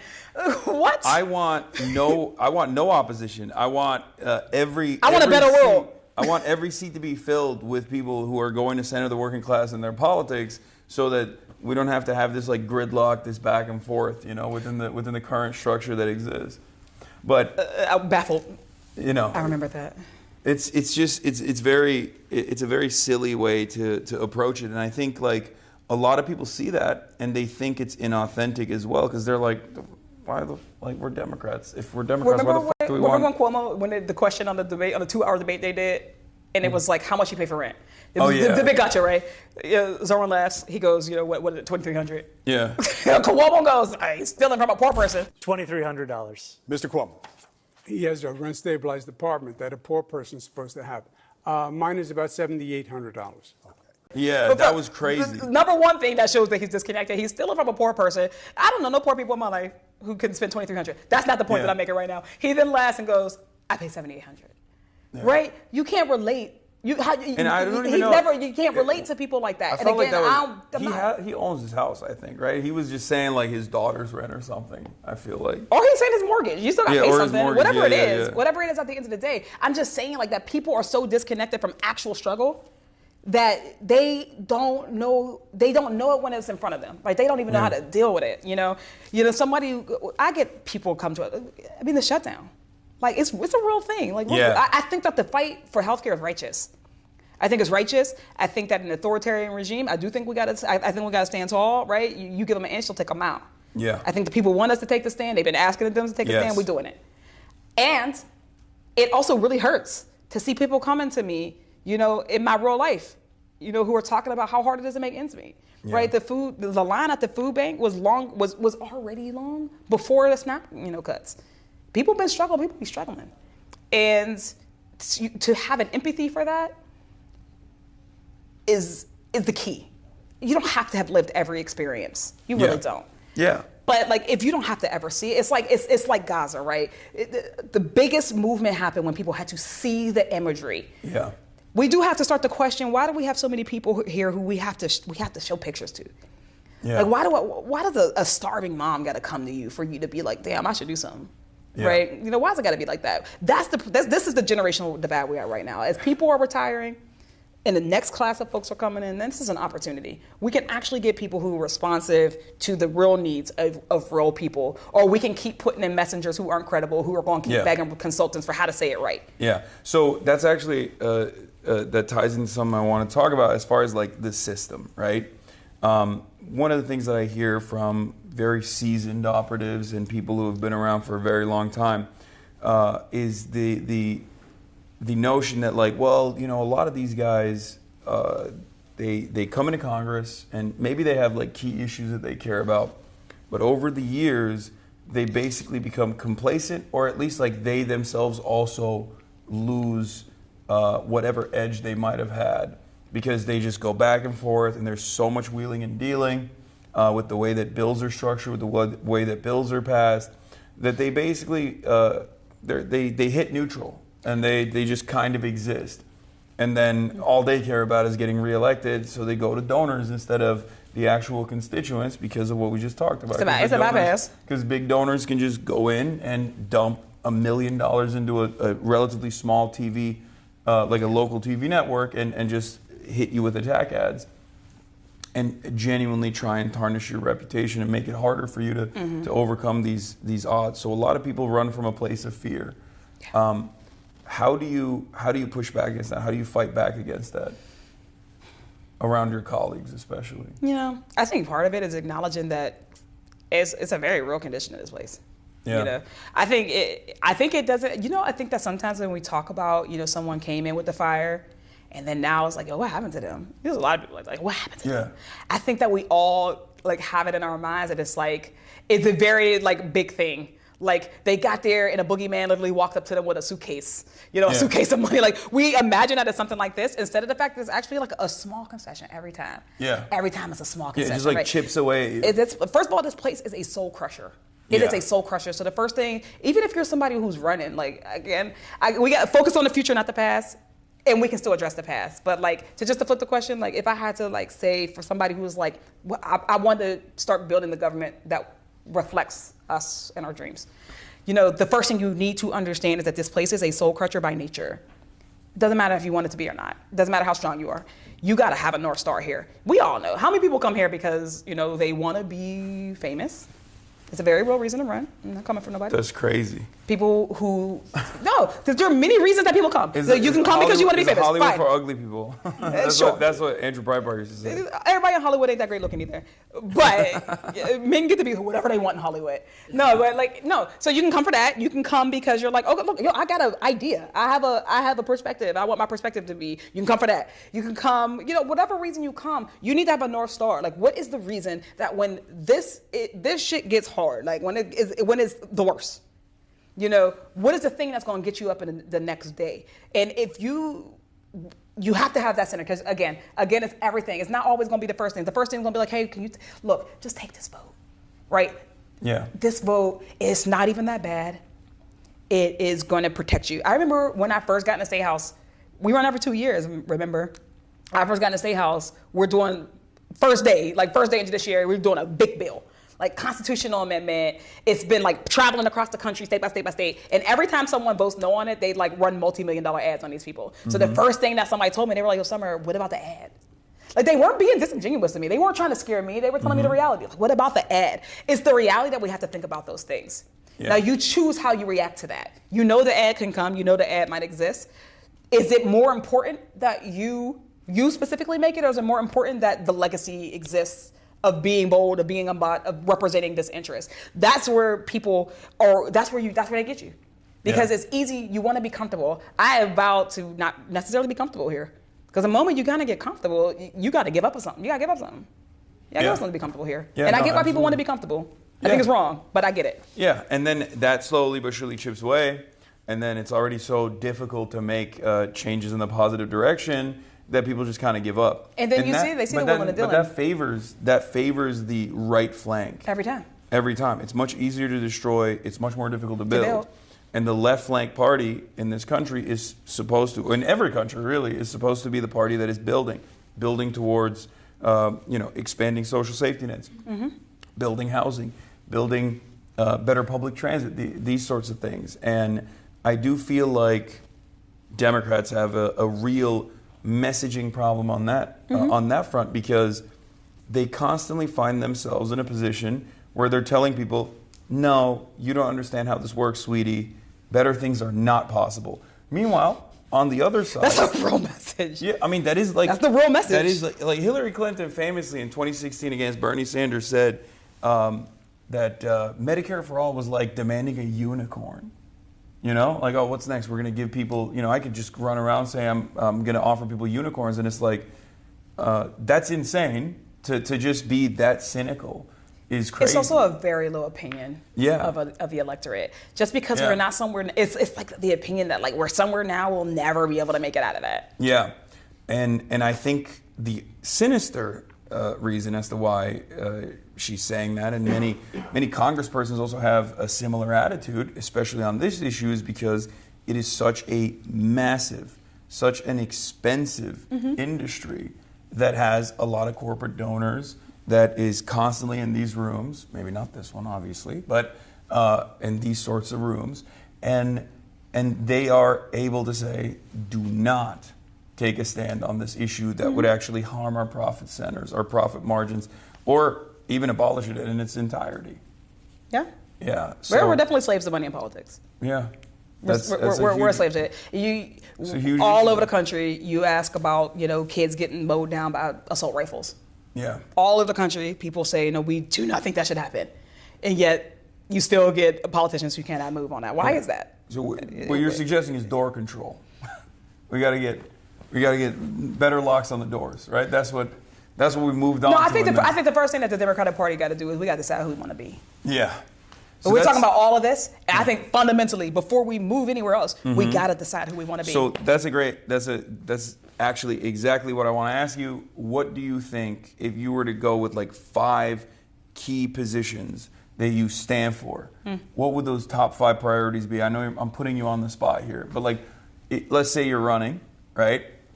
Like, what are the 5 key things that you're going to hit? I think I put things into buckets. There are always justice-minded buckets, right? Affordability is clear, right? People can't afford things. But within affordability, housing. I believe that everybody should have a home in the community that they call home that they can afford. And I believe that they should be appropriate, right? It shouldn't be slums like we're in the wealthiest nation on earth. Yeah. It should be healthcare. Nobody should go into medical debt. People should not die of curable diseases, right? Everybody should have health care in this country. It's education. Everybody has a right to a quality education, irrespective of your zip code. Yeah. I think it's environmental justice, that you should be able to breathe clean air and clean water. It's free. It's a freedom from your civil liberties being eroded. Yeah. So whether that be, prison reform, systemic reform for criminal legal reform, ICE, all of those things. We need a serious change in the way that we think about how we are, dealing with our citizens, with people. So I think like, y'all don't call me, like, I'm not saying that that's my exact 5, I was put on the spot, but those are the things that I think about every day. Yeah. Like, people should be able to navigate our society without going broke every single day. Their government should not be oppressing them. Yeah. Do you feel like people are, especially in this day and age, like, do you feel like the average person kind of just sees everything that's going on, but they're like, what can I do about it? And they just like go about their daily lives rather than be like more active and more, instead of being reactive, more proactive in general? Yes. How do we get people to mobilize at a time like this when they're too busy trying to make ends meet? I think that takes a flipping of the head. I think that is a product of the system itself. Is a very like top-down system. Yeah, like think about what we talked about. People have lost hope. Yeah, like we've killed or some hope. people never had it in the first place. Yeah, right, because the system is like we are cogs, and the wheel keeps on turning. I think people. It's that focus on what is a real democracy. When people say, "Oh, what are Democrats going to do? What are you going to do? What are you going to do?" Early days after January 20th, that's what we heard a lot of, right? What are you going to do? What are you going to do? But it started to shift, and people started to say, "What can I do?" Yeah, but that was also partially because like the Democrats kind of didn't say anything. They were like, they didn't say anything. But when you think about it logically, I say this all the time. I'm going to use the same line all the time. You tell me, I want to put a check on Donald Trump's power. Yeah. I introduce a bill. Which of those bills are going to be brought to the House floor by a Mike Johnson or Kevin McCarthy or whoever they put in that day? Which one is he going to bring up that's going to get a vote, that's going to get to 218 of his members? And that's going to then go over to the Senate. That's then Thune is going to bring up to the House floor or to the Senate floor. That's going to get, a majority plus, because it's the Senate, filibuster-proof majority, that they're going to then vote on. That's then going to go to Donald Trump, and he's going to sign. Yeah. This is the lesson that we needed to learn before the authoritarian regime. That at the end of the day, it is still the final fail-safe in a democracy. It is the people, which is why this is where I think one of the biggest failures of the Democratic Party falls. Right? We are so arrogant too often, and like this idea that we did it the right way. This is the only way to do it. Voting is the only way to do it. Running is the only way to do it, and everything else is a problem. Right? Yeah. Black Lives Matter, the anti-genocide encampments and movement, all of those things have been met with shame by people in leadership. And that's not just this generation, that's generation after generation after generation. Yeah. The anti-apartheid movement, right, in the 80s and the 90s, met with shame, right? The sit-ins, Dr. King died unpopular. Yeah. Right? And every generation forgets the lesson. And the Democratic Party does it too. Right? So we're like, there's a right way to protest. There's a right way to do that. Well, now, guess what? We don't have any lever of government. Yeah. So I think what real leadership is looking like right now, that the people we're really wanting is like, okay, so what can we all collectively do? Because people have for too long been like, my job is to vote and y'all do this. Yeah. But that's not how democracy is supposed to work. You're not supposed to vote and just go. No, they have to be more active. Like politicians have to also, like. We have to encourage your activity. Congressional representatives should not only encourage it, but they should also be out there on the streets. And that is actually a real demand be with your people. that a lot of voters are making as well. But what you actually talked about with respect to BLM and also Gaza is so is so perfectly representative of the nihilism that people experience. Because like, I'm 34 years old. People around my age and younger, during the COVID lockdowns and in the aftermath of George Floyd, took to the streets and they protested. I was there. They wanted to, we wanted to let our voices be heard, and we wanted some serious changes to take place. And of course, that wasn't going to come under the Trump administration. So then, what did people do? They voted for Joe Biden. A lot of people said, I don't really want this. He's old. He's not very inspirational, but it doesn't matter. We're still going to go vote because we want to get this guy out of office. So they did their civic duty. They did. And they got nothing in exchange for that. So the lesson there was, there's nothing you can do. You do everything you want. You can do everything. You can protest. You can go out and vote. And at the end of the day, nothing will change. That's not everything. We will not hear your demands. That's not everything. I think that's the lesson right now, well, right? But I'm saying because I'm saying that in a positive way. Yeah, I know, but I mean like everything within the confines of like what you learn in liberal democracy. The liberal education is like you protest and you do your civic duty. That's still not true though. And that's still actually not true. What would you say is like not being pulled as far as levers of power? Your money and your labor.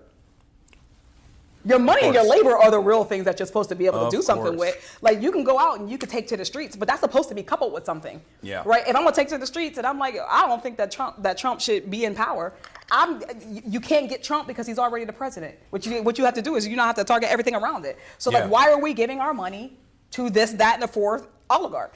That actually takes sacrifice. The reason why we are where we are is because we've had a country that has afforded us a comfort level that has not made us have to, like really do things that other countries have. We have examples around the world of people who have had to exercise discipline, sacrifice, and real true solidarity. We still don't know what solidarity looks like. Like our labor movement is fighting each other, right? We got the building trades fighting the service industry unions, fighting the federal unions, right? Within movement, we got black working class folks, who feel like they're not heard by white working class folks, right? We actually don't know what solidarity in practice looks like. There are many things that we need to be working on right now that has nothing to do, or not, I'm gonna say nothing, but very little to do with what your government is doing. Yeah. I always say you come correct too, but we all have a role to play here. So when I think about real sacrifice right now against an authoritarian regime, I want to hear like, black folk, for instance, were like, they're going to cut DEI from Target. We're not going to go to Target anymore. And you know what we have to hear every day? Boycotting doesn't work.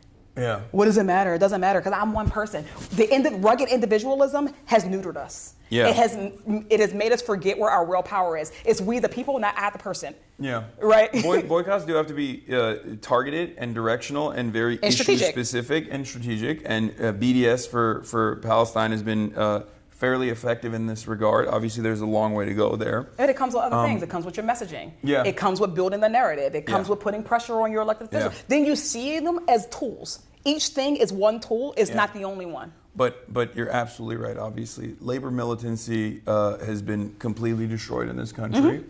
Mm-hmm. Labor unions are somewhat corporate captured, or barely even exercise their biggest leverage of power, which is work stoppages, when it comes to even contract renegotiations usually. And sometimes it's literally illegal to do so. Because it feels like a nuclear, sometimes it's illegal. Yeah. Sometimes it feels like a nuclear option. Yeah. Right? Sometimes it's like, am I going to step out on a limb and is anybody going to catch me? In Pittsburgh, we actually have the longest strike in the nation right now. We have the longest running strike. They're at 3 years, our Post-Gazette workers.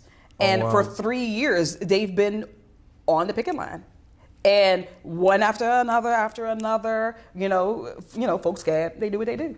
But also, politicians started to real quietly start to talk, to the newspaper. They started to real quietly, some of them might not be as explicit. I've seen many Democrats cross the picket line there. One Democrat crossed a state line and then a picket line to talk mess on me in the Scab newspaper, right? That's so like crazy. when we think about the discipline there, like, so they've been doing this for 3 years. How do you think they feel? Like they feel like, where's the rest of the labor? And it's like the rest of the labor also is like, oh, we didn't mean to like abandon you. And some of them aren't actually, like, we're not even actively abandoning you. It's just that people are trying to figure out how do they exert power and where are the appropriate places to exert power. And we all have to collectively do better at that. Yeah, no, you're absolutely right. So they're like, if I do this workshop, is anybody gonna come with me? Yeah. We gotta talk about how do we get to a society where people are not sure if someone's gonna come with them. Yeah, I mean it's rugged individualism. It's the worst poison for solidarity, and unfortunately Americans do have that very selfish tendency, or it's not even like it's selfish in the short term, but it's actually silly in the long term. It's like it's self-defeating in the long term because you're not going to have anyone else that comes for you if you don't show up for them. And I mean I try to. Part of that is understanding each other. Yeah. Sometimes we skip that. It's actually uncomfortable to talk across like communities. It's like, oh, this community has an experience with my community. We have a history. We'll never address it. Yeah. Because that makes us a little bit uncomfortable. Yeah. And I think that's the same with labor. I think that's the same with politics. Yeah. This is a time that's calling for that. It's calling for introspection from all of us. We can all point our fingers right now. After November, whatever that date was, all of us could have learned a lesson. Yeah. The left, the middle, we all had a lesson. It's easier though to say, did you learn your lesson? So that's what the establishment does. They're like, the left didn't learn. What did they get out of it? Yeah, there's a lot of talking over one another in these sorts of situations. But I do think there's a sinister reason for it. Like it's not like when I see Democratic politicians run to CNN in the aftermath of this like very expected defeat, right? Because this was being signaled. I mean, if I can see it, and I'm a random idiot on Twitch, then I think like much more intelligent people can probably comprehend it, especially when they're a part of the machine, and yet for some reason they're the most oblivious. But they immediately after Trump's second victory, they ran to CNN to be like, oh, why did we lose? Because we were too pro-trans or too pro-this or too pro-social justice. I also think that's a psyop. Yeah, I could not. I think that's a psyop. I think that some of them were going there as plants. Yeah, I couldn't believe it because I'm like, did we see the same campaign? Like, Kamala didn't say anything. No, they don't want, those are the type of people who didn't want us to be able to do like the deep actual analyses. Yeah. They were very intentional. They immediately, they threw that grenade on there so that everybody talks about that. Yep. And instead of being like, oh man, maybe the campaign shouldn't have like kicked Muslims out of events. Yeah. Maybe when we're talking about like the black community, we should say that it's not just middle class black folks. We actually have to go and fight for poor, working class, disenfranchised black folks. Or even the moment where it was like, well, there's an over reliance I think on black turnout in general, and I think like. But it's also a superficial one. Yes, and I think that's so. Oof, I have so many opinions on that, but I think it's like. It's getting to a point where I've asked this to some other folks as well. I want to hear your perspective on this. Do you feel like younger generations of black men especially are not like actually leaving the Democratic Party in droves in the way that like people present it? Because that's also very weird and racist when Barack Obama comes out and is like, oh, well, I guess you guys are a little misogynistic. Like I thought that was like crazy to say because at the end of the day, I think people have a right to be wrong. Well, I think that was wrong, right? Yeah, that had a right to be wrong. Black people still overwhelmingly like it's crazy to me when we're looking at like black people and how much they deviate away from the Democratic Party when the margins of deviation are so minuscule in comparison to like the Hispanic voting bloc or the white voting bloc in general, which is always swinging in the direction of Trump. I think that fundamentally a lot of people don't understand the black community. Yeah, no, for sure. Which means that even a small deviation, they're like, yo, oh my God. Because what people do fundamentally understand is that black folks, at large, we're not talking about individuals. Yeah. As a community, you're not going to see us flocking to Republicans because Yeah. Republicans are more inclined to like burn a cross in our yard, Yeah. right? Like I remember I served with a colleague in the state house, and this person was like retiring. I'm like clapping politely. Somebody was like, Yeah. "Don't clap for him. He would burn a cross on your yard." A white person said this to me. I was stunned. I was like, "Damn, I've never been the same." So now I look around and I don't clap for people anymore because I'm not sure if I'm clapping for like my hip-hop. But like things like that. People don't give black people the benefit of being politically whole people. Yeah. That yes, the reason why we won't go there is because racism is a real red line, and I don't mean like I ain't saying that liberals can't be racist. I'm saying that there are different types of racism. Yeah. There is the I don't believe that you should not be in chains type of racism. Yeah. And then there's and then there's all these other biases. That part. But when you really get down to it, yes, black people are reliable. We vote, and we vote. We've been burned. Yeah. We're a community that has been burned politically. We're a community that has been both neglected and over-relied on in many ways. And sometimes, yeah, we are more likely to say in politics, like if I can think about the long term, like if for me, like I was like, if Trump is elected, this is going to be a dictatorship. Yeah. Like I recognize that my people will be better off without him, and we have not had the privilege of not being able to make that decision. Yeah. But then I think that some people don't understand that. Yeah, there are actually black folks who feel like they're not. I think that of swing voters, right? Yeah. A swing voter who is not a swing from Democrat to Republican, but a swing from Democrat to no vote. Exactly. So that's what I wanted to talk about. And we don't get the resources that swing voters get. Yeah. I think what's really interesting, or at least what I've tried to identify about this issue, is that like I feel like there's less participation in younger generations in general. And I think even with like the most reliable demographic of voters being black women for the Democratic Party, the reason why there is like this generational gap almost in terms of like non-participation is because that's the last time that I think black people can see the Democrats like actually put their flag and have stakes in the game to do something for black people is like the civil rights movement. And I think since then, like the further you move away from that, the less I think like younger. Well, I think it's more that we are doing something for the country Yeah. than the country doing something for us. Yeah. And I think that that's one of the pain points for young folks. I think the Democratic Party, we abandoned them. Yeah. We've abandoned young people. Yes. I'm gonna just say it. We have abandoned young people. Yeah. We left them vulnerable. I can't tell you, like the first time I ran, and I'm running against a 20-year incumbent in the state house. And we're looking at like, okay, well, how do people cut turf? Like, who do you knock doors? Like, how do you decide what doors Yeah. you knock? How do you decide who you send a mailer to, right? Those are all real big Yeah. considerations that a terrible consultant. You have a finite amount of time. You have limited find out resources. about money, Yeah. and you're spending all your money on a trash consultant who Yeah. is really just thinking about their own paycheck. They're not even giving you Yeah. good information. We didn't go that way. We were like, okay, well, I'm black. The last time that black voters came out en masse was for Barack Obama. Mm-hmm. So when we're cutting the universe, instead of being like, Democrats love the term super voter, right? Our universe is always of super voters, right? So I'm going to give a mailer to the people who have voted in 4 primaries in a row. I'm going to, those are the only people who are going to be targeted for digital ads. Those are the only people who are going to be targeted for door knocks, if they even door knock, leaving people. So then we blame the people who we didn't even go and ask to vote for us for not voting. We do that with young people. So when we ran the first time, we put on anybody who was a new voter who was 18, because I was younger then, right? We put young people in our What do you mean universe. you're still young? For this, please. we put all the young folks. If you're 18, 24, you're on the list automatically. We put black folks who voted. If you voted for Barack Obama, you're on the list. And just by doing that, by knocking on those doors, talking to young people, talking to non-voters, I talked to people who had not voted in a primary in forever. But I didn't blame like, why didn't you vote in your primaries? Yeah. Why would you? My 20-year incumbent didn't even have an opponent. For 8 of those years, for the last 8 years. So what does it matter if they vote? I didn't go in there with those preconceived notions, but we knocked. We double turnout. I think that sometimes there are people, Democrats got 3 masters. You know how sometimes I said you can't serve 2 masters? Yeah. We're trying to serve 3 masters at once, right? Are we going to be the party of working class people, or are we going to be the party of corporations? And are we going to be the party of democracy, or are we going to be the party of incumbency? Yeah. You can't do both. And the enemy of incumbency sometimes is an educated electorate. The more people you talk to, the more likely they are to be like, shit, I don't like that.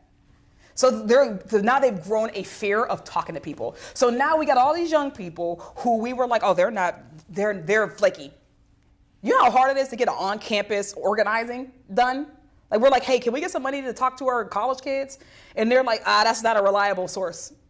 They don't vote. So we're just going to leave it. This is the inside baseball I wanted to hear, because this is like I see it. I mean, I go to campuses, and these are some of the most like primed like potential voters. Yeah, but it also takes a little bit of expertise. You got to know how to talk to people. Yeah, you can't be the person who's just like, vote no matter how. Yeah. And then when they say, nah, I ain't voting, now you snapping on them. No, you actually got to have, it's a surgery. Exactly. Right, it's surgery. And that is it's just like met with revulsion and disdain. People are like, why the f would I do that? This is crazy. Especially after if they had participated and voted and then didn't see anything in return and for that. Then the, like, you know, those volunteers, their mind are blown, and they're like, Yeah. oh my God, why don't you see the system the way I do? Comfortable, liberal, wealthy person, because if you got time to volunteer, you probably got a couple dollars, right? You live in a whole different existence, and you don't understand why this disenfranchised young person maybe doesn't see the system the way you do. So if you are not ready to take the time to actually explore their interests, explore their perspectives and worldviews, and then help them to connect the dots, then you're not the best person to go out. And I don't mean that just on those young people's doors or on that campus. You also shouldn't be out on our super voter doors, because we're trying to make believers of everybody. We're trying to make everybody get on the same program. It's like, you know how people are like, poor, kids of color deserve teachers of color. I'm like, white people deserve teachers of color. We should we should all have, cool diversity, whatever. I don't think that they should be on any doors. People need to be trained better. But to get them to go there. So now we're talking about, why is Turning Point?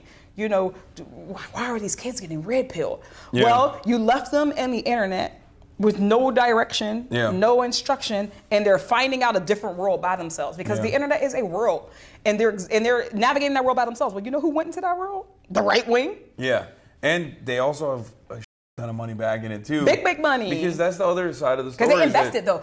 Call it an investment. Yeah. We got money on the Democratic side. Yeah.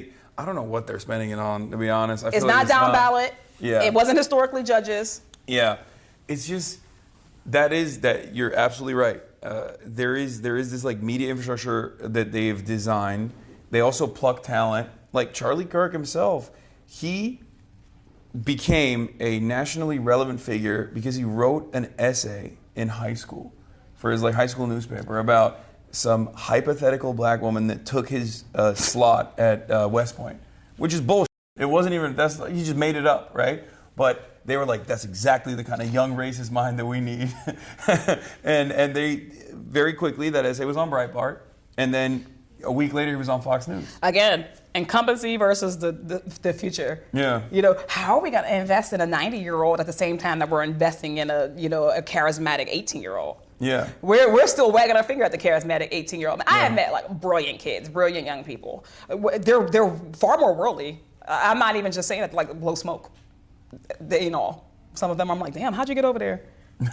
I'm like, damn, because listen, Gen Z is voting for Republicans. We didn't think that we didn't think it was possible. We got there because we didn't think it was possible, so we left them vulnerable. We left young people vulnerable. Yeah. We left them vulnerable to disinformation. We left them vulnerable to people who came. Sometimes people just want to know that someone cares. You ain't never knocked on my door, so you must not care about me. Yeah. You've not come to my college campus, so you must not care. And also, even from a top line issue, if you're not speaking to any of their problems, anything they care about, or in the world that they know, or any time you do speak on issues, it's incremental or going back to Kamala. It's not. What do you think is what required? Let me tell you. Yeah, going back to Kamala Harris, there is this unprecedented affordability crisis taking place. Americans experienced negative real wage growth for a year and a half under the Biden administration. That's gonna people are gonna punish you for that, no matter what, right? They experience that. They're gonna be like, oh, I am seeing that this is the administration that's responsible for it. They've seen capitalism not work for them. Yeah. The alternative to that is it cannot be, we're going to give you $50,000 in tax credits if you start up a small business. Because that's not a solution. It's not a systemic one. Yeah. And it's also... That's a Band-Aid. But not only is it a Band-Aid, but it's also not an all-encompassing policy vision. There are so many, people keep forgetting that we've diluted class in our political culture so much that people forget that the working class is the overwhelming majority of voters. Yes. It's not corporate interests. Indisputably. It's not people that are, there's a lot of small business owners, sure, but like many of them are still owned and operated, so they're still working to a certain degree. And they still. If your paycheck cuts off, yeah. and you have no more money source, you are a working class American. Yes, exactly. Welcome. Unless you're making more money from capital accumulation, where your money is making the money for you, you're still technically working class American. Yes, you're on the working class side, and you have working class needs. Same with renting versus home ownership. There is a higher percentage of home ownership than most Americans would assume, for sure. Obviously, that's different in big cities and whatnot, but still, by and large, because of our home ownership rates are so abysmally low in comparison to other nations, it's around, I think, 40%. In the state of California, it's like 44%. It's higher than you would think, but again, that means that 66%. The real problem is that 6 people own the rest of it. Or 56%, sorry. Yeah, but again, exactly. 56% of people are renting though. So you have to have a message that focuses on their issues. And we never do that. We never talk about lowering the cost of rent I'm just not gonna say never, because also there are tons of people who talk about this all the time. They don't always get famous. God bless, the attention that Zohran Mamdani got. Yeah. But he ain't the only brother who's been talking about affordability. He's not the only person. For sure. Yeah, that's what I'm saying. So it's that's the other thing, right? Our media focuses on what it focuses on and who it focuses on. Yeah. And the fact that there are people who are talking common sense all over the place and are not getting any attention. There are better messengers than the people who are getting getting attention in this attention economy, right? Yeah. But we care about historic blue checks, and not even the now. I'm talking about from Twitter, blue checks. We care about people's clout. We care about those things, and not necessarily the message. So what we then think is well, they're feeding me this over and over. That means that nobody's talking about it. There are people in the Democratic Party who are talking about common sense solutions every single day. And yes, and there are a whole bunch more who are in the way. And there are some who are in the way. Yeah. The battle that's happening, the tension that's happening right now is a good tension. Yeah. I think it's important that we go through it. I think it's important that we make our case. Mm-hmm. That we help them to understand that our viewpoint is not a us versus them. That's the other thing I'm gonna beg people. This is my second time saying this today. I am begging people to stop looking at the political world in this linear, that everything is right, left, center. Yeah. Right? That's just not how people organize their politics, not how people organize their real lives. And we are ascribing it to them. We're leaving so many people who don't feel like they fit anywhere. That everybody fits in a bucket, and there's a prescribed message. There's a transcript for this bucket. It's I'm talking to this person. What's the pre-approved message for that person? We're treating people like that. Instead of being these people are holistically. It is not left versus right. It is top versus bottom. When we are able to kind of transfer it over to that, I think we will have a better recipe for how do we now go back out into the world and get people who we have left behind. How do you think the Democrats change their branding? We have to change the guard. Yeah, because right now, the reality of the matter is, if you ask an average person, their attitude is politics doesn't work for me. I don't know why I should vote for either party over one party over the other. And the way that people define the Democratic Party, unfortunately, is by whatever the Republicans say about them. Yeah. And I think a big part of the reason why, even the Kamala Harris wants to do transgender surgeries, bottom surgeries, the Guatemalan migrants at immigrant detention facilities, that's not a key policy of the Democratic Party at all. And it's ironically something that even the Republicans have also done as well, because it's just so marginal and it's just basic human rights. But the reason why the reason why they made it so prescient and so front-facing is because there weren't other things that she was fighting for that people could associate with the campaign. Part of that, but mostly, we continue to give a huge pass to the media. Yeah. Like, for sure. the idea that the media does not have a responsibility, again, the cornerstone of a democracy is education. Yes. And if the media is not there to educate people on what's real, then we don't Yeah. have a good democracy. I mean, they're doing it right now with the But Venezuela they've stuff. been doing it for a really long time. They do. I mean, yeah, they do it all the time. I know. This is my main. And gripe. that is also just the treatment of Democrats versus Republicans in the Yeah. media. I think that the media they understand how they operate in a democracy. Mm-hmm. Theoretically, they do not know how they operate in a failing democracy. And we are in a failing democracy right now. Yeah. Which means that their role has to be different. The ability to fact check, the ability to get and disseminate good information in a world of disinformation. Some media, I ain't saying all, some media has decided that that's not their responsibility. Oh, yeah. That especially in this money in politics era, that it's the candidate's job to get their own message out. Yeah.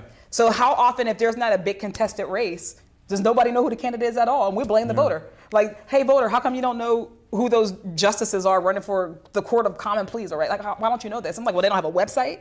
There's no listing anywhere. Where are the organizations that have a responsibility to get people information? And how do we localize that? Like, we can decentralize it to the extent, but how do we localize that? How do we invest in it? There are people who are vulnerable to disinformation because we don't have institutions that are trustworthy. Yeah. And the media plays into that. Like, a Republican says something, and the media will run that ad nauseum all day, every day. And then the left, the broader left, will then be like, Democrats, why aren't you proving that you aren't doing this, that, and the fourth, right? So there's going to be less grace. We talked about it, right? There's going to be less grace for Democrats. Again, if they buckle next week, no one's going to think that it's because they actually cared about people and that they couldn't take seeing people suffer anymore. They're going to blame Democrats for buckling, not Republicans for literally being cruel, not Republicans for hating them. But again, that also, you're right. That's a structural hurdle that will always exist. But it doesn't have to always exist. I think that's the thing we got to change. How do we change the Democrats' brain? That's number one thing. With the way that the system is designed, like, if you are trying to do right by people, you're always going to have that structural hurdle. Because, like I said, so then we're asking for pain. It's much easier. But that's why you need real believers that are real fighters, so that they can actually white knuckle through it and, grit their teeth. The day we got 435 fighters in Congress, that is a unicorn. I understand, but that's what it is. It's kind of like, it's the same thing as, like, when people are like, oh, well, this candidate, like, one of the arguments is always like, Kamala Harris lost because she's a black woman, right? And there's truth to that, of course. White supremacy is a major hurdle to overcome. But the way I always try to explain to people is, like, that's just a constant.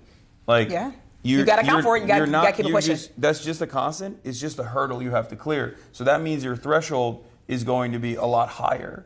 But you can still clear it with good messaging and messaging discipline and, like, being a real fighter and being earnest. Yeah, rural organizing, rural investments. Yeah, exactly. I think that we've talked piecemeal about all of the different things that the Democratic Party can do. Yeah. Should be doing.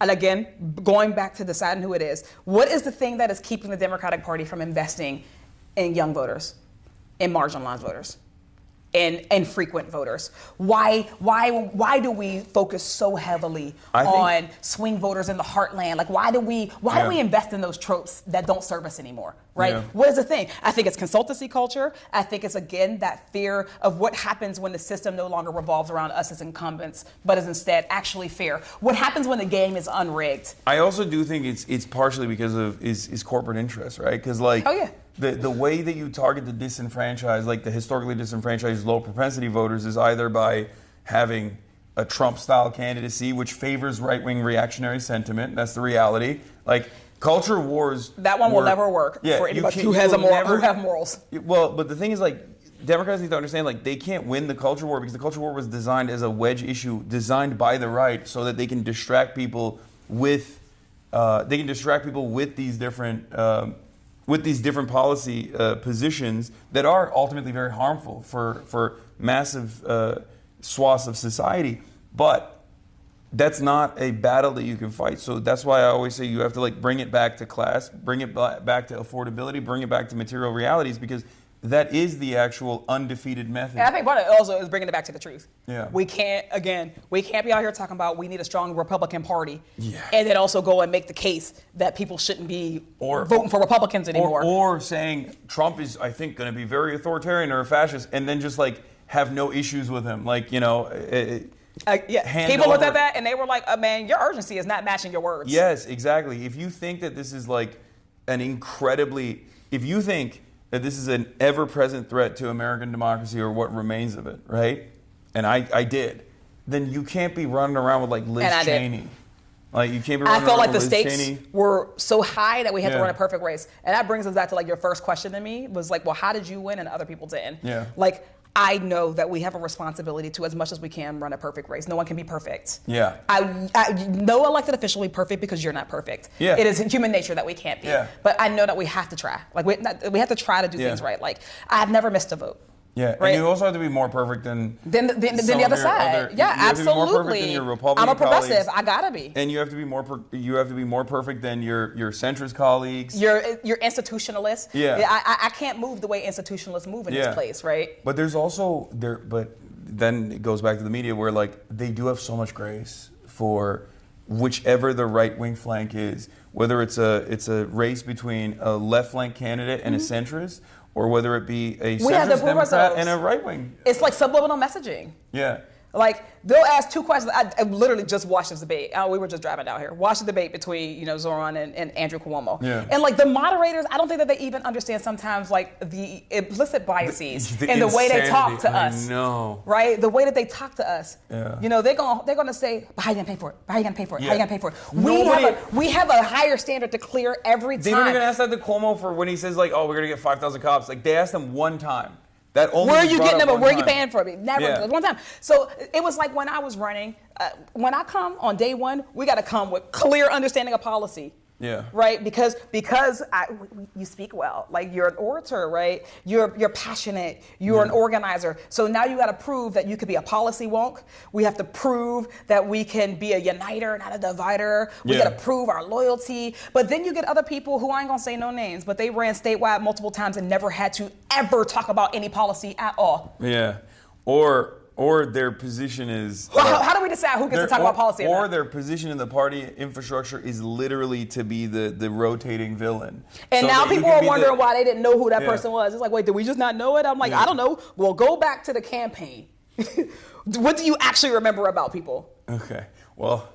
I ain't talking about nobody specific. I'm talking in general. Oh, okay. I was going to say, if you're talking about one specific person... One person. No, I'm talking about multiple people. It happens If you were all the talking time, about though. one specific person, there are some people in this room If you're that... talking about one specific person, you can guess. Some specific people, maybe in this room as well, were like, oh, let's overlook some of their negative qualities because maybe they're going to be a part of this left flank, and then that didn't happen. Anyway, whatever. Hey, we all have our kinks. Right? The left have kinks just like the center does. Yeah.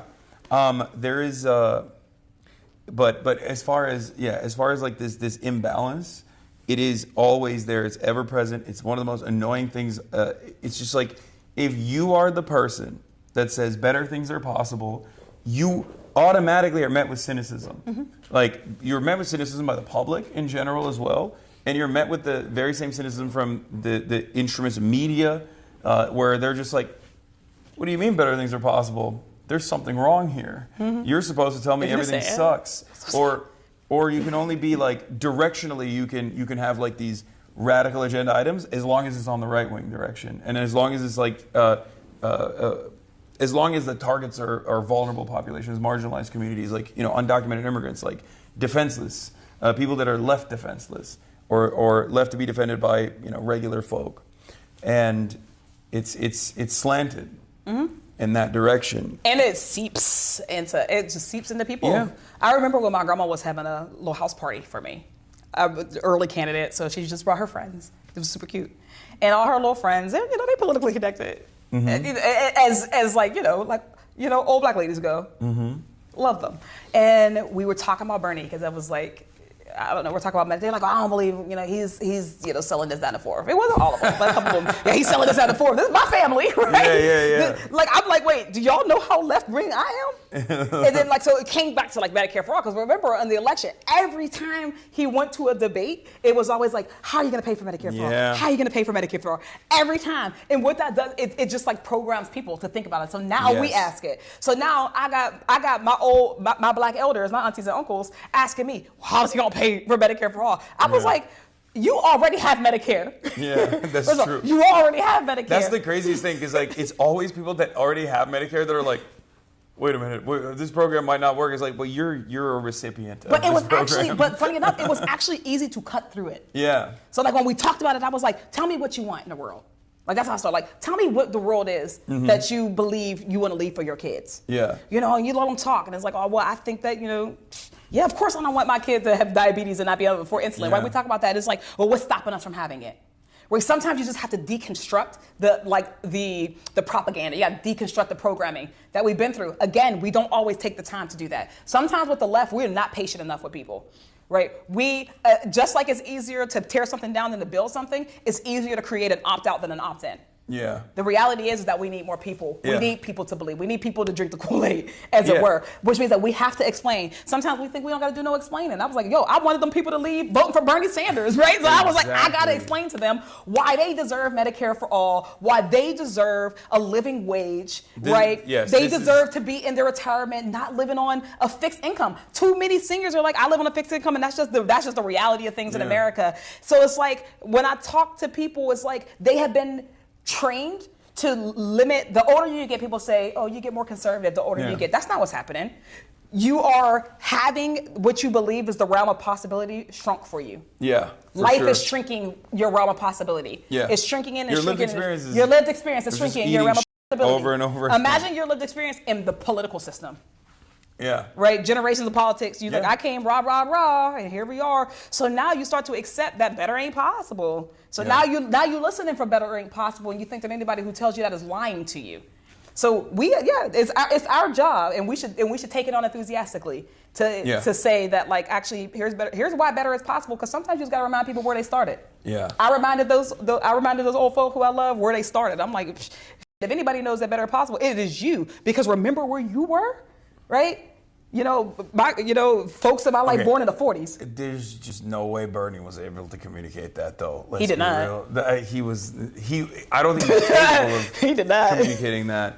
And But our next person also, like that that's does also- need to be capable yeah, of it. but that's also part of the reason why, like, representation also does matter quite a bit in this regard. It's a Like having a language. we are one of the most diverse countries on the planet. And a lot of people, I think, forget that oftentimes. And obviously with that comes friction, especially when we leave a lot of the dark chapters of our history unaddressed, and the wounds are still there, the economic inequalities are still there. They exist. And people don't even want to recognize it, and people want to even debate whether or not it exists, which is ridiculous. But outside of that, I think the positive aspect of that is that, like, by and large, Americans are also much more open-minded, especially if they do live in a diverse environment where they go, yeah, these are my neighbors. Like, it's not an accident that humanizing cities. people. It's not an accident that cities are densely populated areas are more blue. Or less xenophobic. Yeah, or less xenophobic, or more blue in general. That's just a byproduct of, like, being around people. Yeah. And it makes it much more difficult for you to believe what you see on TV about, like, certain racialized stereotypes or certain things about, like, other people, where you're like, no, I see these You people have facts every to day. the They're my contrary. neighbors. You humanize them. Thinking about the left, I love the left. I'm very much a part of it. And I'm begging people, like, my blackness informs my politics. Yeah. Like, they are not separated. My blackness informs my politics just as much as growing up working class poor. Working poor informs my politics. It's a part of me, but it's also a part of the language that I can speak. It's a part of, like, how I view the world. It is a perspective that is meaningful. I am begging people to not ask me to erase that, or to not expect me to erase that. We Yeah. are not gonna. We actually don't win that way. Yeah. We don't win by saying, please suppress a part of yourself to be a part of this larger group. Yeah. Actually, like, we should be able to come. It's the reason why I was able to go and talk to, I'm able to talk to the young cats on the block, because they know me, because, I've lived them. I speak their language. We don't all speak each other's languages. I don't speak everybody's language. Yeah. Do you sometimes feel like you have to, obviously, no matter what happens, like, I guess, like, the term for it is code switching as well, but, like, you have to sometimes just, like, not raise the issue? Because this is something that I've been, like, I'm white, but I'm also Muslim. And I, post October 7, have basically had to walk this delicate tightrope of, like, do I talk about, how f***ed up it is that someone's just, like, straight up calling me an Islamist fundamentalist terrorist or whatever, jihadist? because if I do raise that issue, then that's all the conversation is going to be about. And then I do sometimes feel like I'm going to alienate folks that don't have that experience or can't even like personalize that experience at all. White people, for the most part, white men, for the most part, right? And that's primarily my audience. Yeah. So sometimes you just have to like eat it. Do you ever feel like that's a thing that you do in general? I never want to lead people astray with this. Yeah. I have, I believe, lived a different existence than people. I had some little kids ask me, like, Summer, what's it like to be like the only black woman, in a space? They're like business or whatever. And I was like, your teachers are gonna be really mad, but I'm gonna tell you, my rule that I made with myself is that I'm gonna never leave a room and be the only person uncomfortable. I just won't. And that is my rule. So when it comes up to it, yeah, I will go in there and I'm the one who will drop the bomb. I'm the one, if someone is saying inappropriate things or they're like leaving out, if they're leaving out or erasing, a critical part of the narrative, I'm gonna go ahead and put it back in there. The elephant is standing there. Like, I cannot not see the elephant.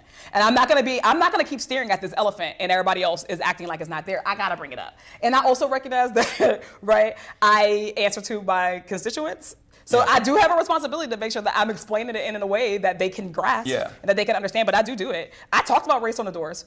Like, I exist in the Western Pennsylvania. Western Pennsylvania is not like, it ain't the People's Republic of Pittsburgh. People think it is because I represent it, but it ain't. It is a majority white district. It's also a majority suburban district. Like the city of Pittsburgh, I have all the city of Pittsburgh. It is less than half of my district. I go into actual like exurban rural communities. So I represent like communities that were literally designed around white flight. Absolutely. And beyond. And even beyond. Like I represent them once and then beyond. Like I represent, areas that had not gone blue for quite a while. They're Trump areas. Like I got to go through Trump flags to get to people in my districts. So I have an experience talking to people. So when I talk about race, I'm not talking about race coming from a majority minoritized district. I'm not. So it's a choice, and I do choose to do it, and I don't always, because you know what I say is I think your gauge should be you, not them. How do you feel on today? Like, do you feel like you have the energy to humanize yourself on today? That's exactly that's what I try to explain to people. It's like it's sometimes good to take on the emotional labor. But you're not gonna feel up to it every single time. And I try not to do it in a way that alienates people too. Like I can talk about race and also just not be excluding you. Like I think everybody has a perspective. So I can talk about race and I can also talk about the lived experiences of of poor white folk. And I talk about it passionately because I also want poor white folk to have and to inherit a better world. I want them to inherit a government that cares about them, that feeds them, that ensures they're fed at least, that ensures they're housed, that ensures they're healthy. I want that for them passionately. So, and I want it for me, right? And I want it for me. And my only understanding, I talk about race because I'm like, the reason we don't have it is because enough people don't want it for me. So I'm not your enemy. I'm not your problem. One of the most relevant versions of what we're talking about, which was obviously like something that Lee Atwater famously spoke on, is the destruction of the welfare state as a mechanism to engage in anti-black politics. The notion that you move on from saying the N-word and then the aftermath of the civil rights struggle to basically talking about desegregation or busing, all the way to the welfare queens narratives, right? That was so successful in terms of getting working poor people in white communities to get on board to abhor something. With the destruction of a welfare structure that it was actually beneficial for them as well. And then of course the same with affirmative action, signed by Bill Clinton, a Democrat as well. But exactly, affirmative action too. And now we're seeing that happening with the shutdown and the SNAP benefits that were taken away from 42 million Americans. And have you seen the crazy stuff that's going on the internet, like with the AI videos? Oh my God, it's insane. Aggressively avoid AI videos. Okay, so from Trump at least. So there are Fox News went and covered, as though this was a real video, a collection of AI videos that we found with black women speaking to the camera, saying, "I have 7 children from 7 baby daddies." And the taxpayer needs to foot the bill. The notion of like irresponsible and entitled about Yes. and angry. And like, I could not believe it that they were just like using AI videos. In I this absolutely can way. believe it. Well, I mean, I can believe it too, but like, it's still. Do I believe that they will use racial animus to their end? True. But also, when you said that 42 million people are cut from SNAP benefits, and also farmers. Yeah. Because again, when we talk about the other even what SNAP actually does is even a subsidy. groceries. It is a subsidy to groceries, to small business, to farmers. It is helping two people. It is helping two groups at once. Right, working class people, but the reason why your government is giving it out is because it's also helping industry. Yeah, it's helping the economy. Also it spurs the economy. Grocery stores. Yes. Yeah, every dollar spent on SNAP. So Trump is willing to bite all of our noses off. Yeah. To spite his face. And I cannot believe it because like the conversation obviously that's taking place right now is over, offering additional or continuing subsidies for ACA, so tens of millions of Americans can continue being on health care. To go to the doctor. Yeah, to be able to go to the doctor. And the Republican... To not get a $1,000 MRI. The Republican retort to that was, oh yeah, you guys want health care for people to continue even though it's already super costly and that needs to be fixed? Guess what? Now we're going to starve 42 million people and it's going to So what you want? You want health care or you want to eat? Yeah, they're like, oh, and now we're going to cook the farmers, like you said, because it's a subsidy for them. And we're going to cook the grocery store chains as well, because it's a subsidy for them as well. And you know why they get away with it? Because there is a shared responsibility model that we have in this country, right? When a shutdown happens, everybody's blamed. And it's not like proportional blame. Republicans will always win in that environment. They will take... But they're losing.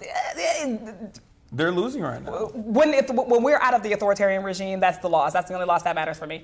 But like right now, what they are betting on, I'm not saying that they won't lose this time. What they are betting on is that when this is all said and done, they're going to get to share responsibility with the Democrats. Because there's always going to be a CNN anchor who says, well, Democrats didn't sign the bill to pay for SNAP. They're always going to say that instead of like, you guys are political commentators. You know what was in the bill. Yeah. You know what the bill did. Yeah. It's easier to tell that. So it's like, so now there's a shared model of responsibility. So instead of every day, somebody's news anchor who is telling the truth, it is not partisan to go on TV and say that Donald Trump and Republicans want you to choose between health care and food.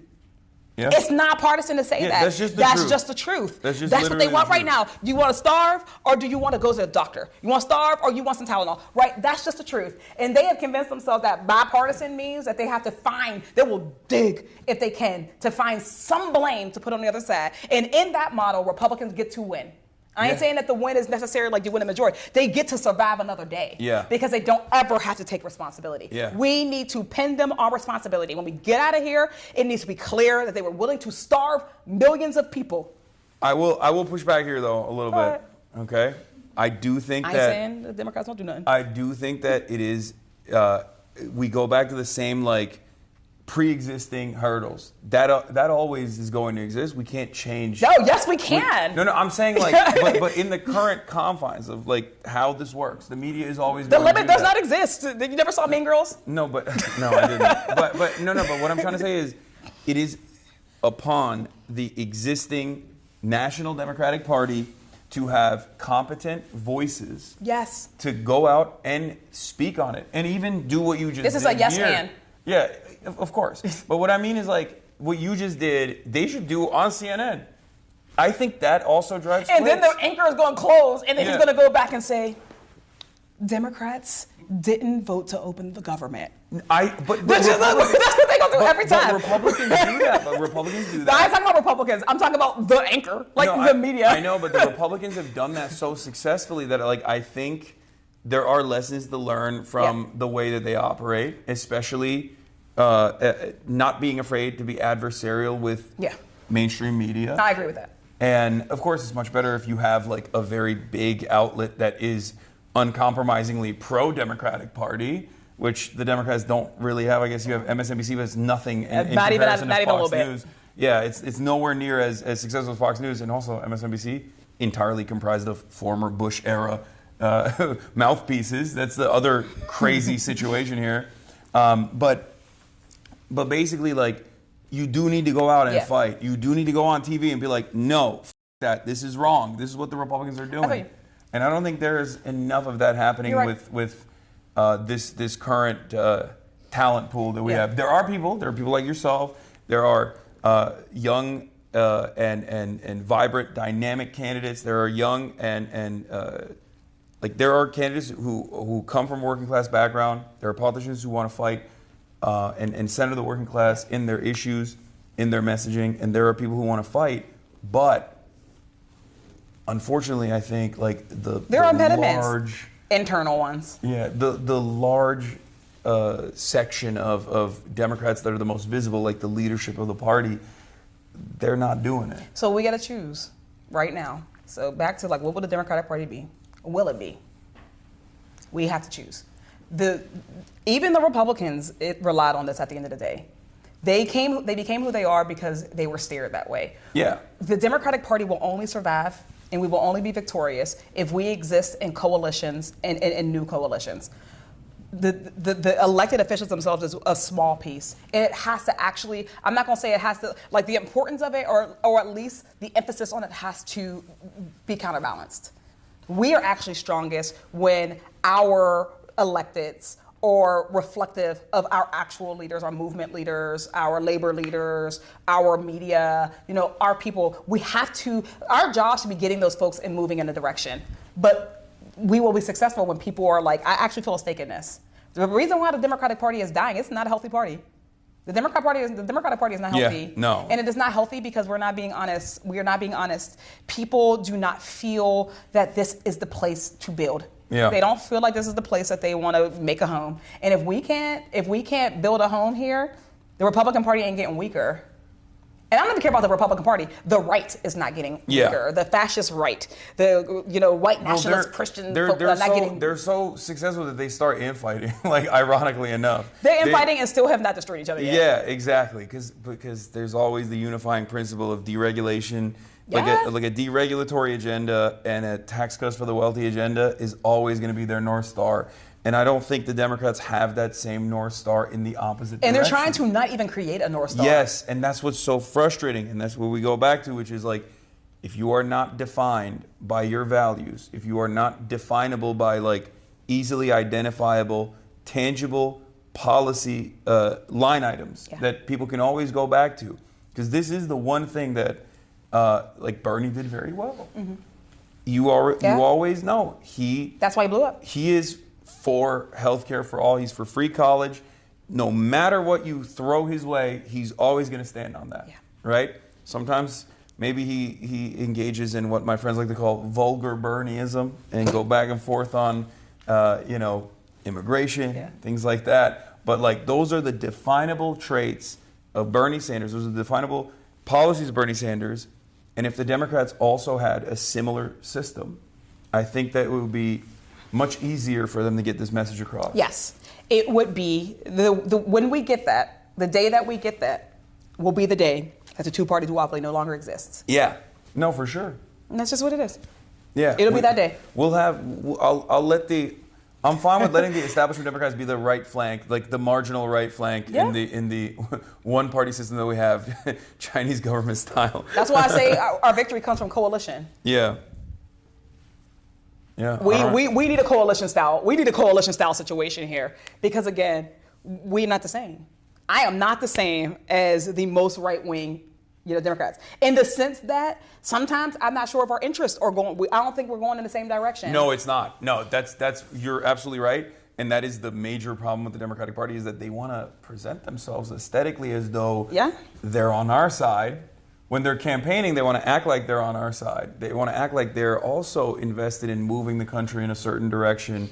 But when it comes down to it, when it comes down to policy or when it comes down to like actual legislative agendas, they are not. They are, I would go so far as to say, antagonistic sometimes. Yeah, there are some folks. Like, there are definitely... And the problem is that they get lifted up. Yeah, but therein lies the problem because it is a liberal capitalist party. We have convinced too many people that the tent is big enough for Joe Manchin, but it is not big enough for Zohran Mamdani. Yes. The tent never expands on the left, and we have to always claw the party back and ironically enough, like create momentum at a time when the party's national recognition is at an all-time low. When people are just like, this sucks. You guys aren't doing anything. Can I answer the question you didn't ask yet, just What? before we leave? What? Then why do we do it? like then why stay? Why stick around? Yeah. Why keep fighting for it? Sure. And I think that the reason is like I wasn't gonna ask that. I know you weren't. That's what I said. Yeah, Like, I was that's not the question gonna- that you were gonna ask. Because I know why you do. You have to. There's no other option. It's true, but I want people to know that. Okay, because go I ahead. think that sometimes our people don't realize that. And feel like, well, why do it? You know, why not just be independent? Like, I want the system to exist where we can have spaces that are ours. It don't exist right now. Yeah. I care enough about the values, the things that we're fighting for right now, that it is by any means necessary. People still have to be in the game. We still got to be in the game. And at the end of the day, what comes out of this, whether the party lives or doesn't, how it exists into the future is up to it, is up to us. Yeah. Whether it does or whether it does not, I still want people to be housed. Yeah. Also. I still want us to stop dropping bombs on people. And right? also, you're still going to be here. You know what I mean? Like, whether the Democrats exist or not, like, you still have the same issues. No, you know? I Someone has to address them. But all of us do. So that's why I want us to like, you can't opt out of the system, my friends. Yeah. And I know there's a lot of people who think that they're just like strategically and very wisely opting out. I'm like, baby, you are accounted for. Yeah. You are accounted for in this system, man. I got colleagues who talk about it. They count on you to think that you've opted out. They count on you to think that, Exactly. you are actually besting the system and not the system besting you. You're accounted for. Yeah, always remember, if you can't maintain revolutionary optimism, you can also remind yourself of spite-based politics as well, because some of the worst forces of capital, some of the worst scumbags are relying on you not paying attention to what's going on and are excited at the prospect of being able to successfully disenfranchise you, so that you just go, there's no hope, there's nothing I can do. And just think about those guys. Do you have hope? Of course. I mean, I always have hope, because I don't know. I mean, I've been doing this for a long time, and I've seen. You're 34. I've been a political commentator No, as like a openly socialist political commentator. We're in a gerontocracy now. We've been doing this shit for a long time. Yeah, I know I'm like relatively young in comparison to all these other people, but like, it's just I've seen so much failure, and I'm used to it, and my expectation is not that we're just gonna immediately change things, and I think that comes with time. You learn that, like, no, you are actually marginally moving society in a better direction by just consistently pushing on these certain things. And I think some of the most like hopeful moments that I've had, or some of the most like galvanizing moments that I've had, is like, I have been an anti-Zionist for like an openly anti-Zionist in my professional media career for 12 years. And for 12 years, it was mostly looked at as like, what are you even talking about? Or looked at with disdain. There were so many things I was worried about actually saying, even though they were correct. Because I knew that the response from that would be, oh, you're going to get censored. You can't say that. That's unacceptable. And now, while the death toll is immeasurable, it's incalculable amounts of pain, but in spite of all of that, I've seen in my lifetime something I never thought would happen.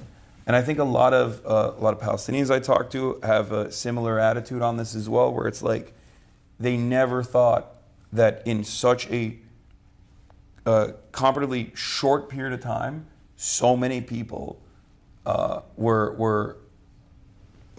became cognizant of this reality, that like Israel was this unstoppable evil death force, basically.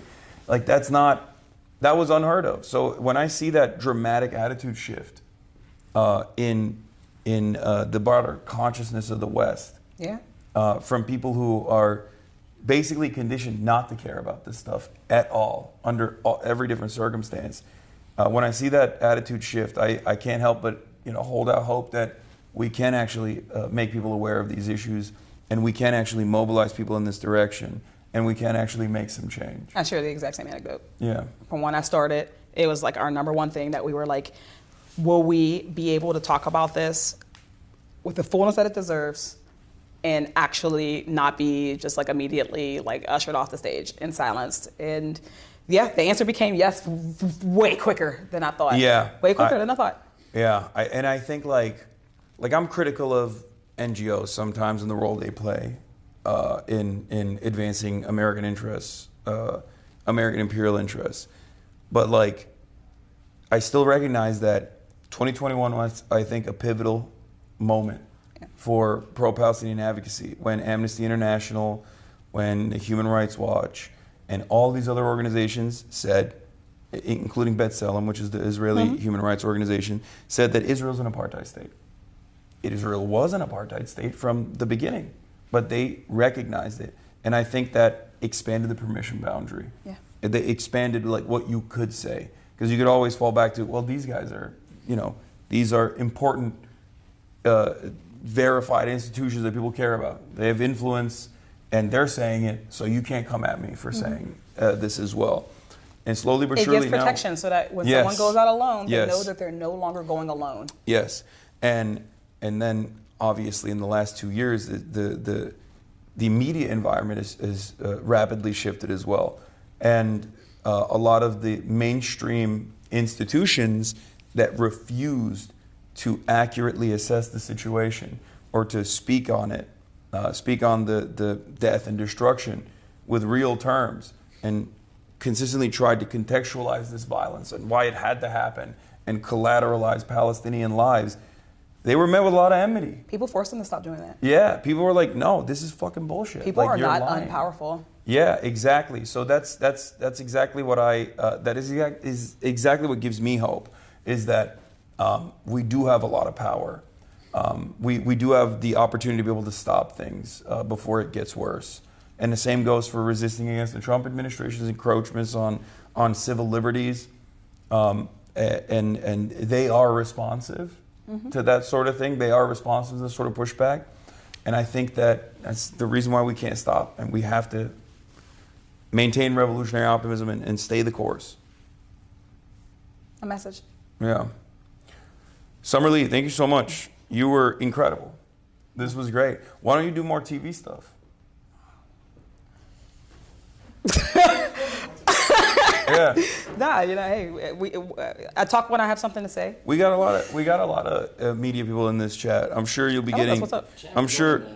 What? Chad was loving that. Yeah, I'm sure. There's gonna be hella people hitting you up after this. They're gonna be like, "Yo, come and." Yeah, I love spit talking. on- Like a lot of people, I don't want to talk when I don't have anything to say.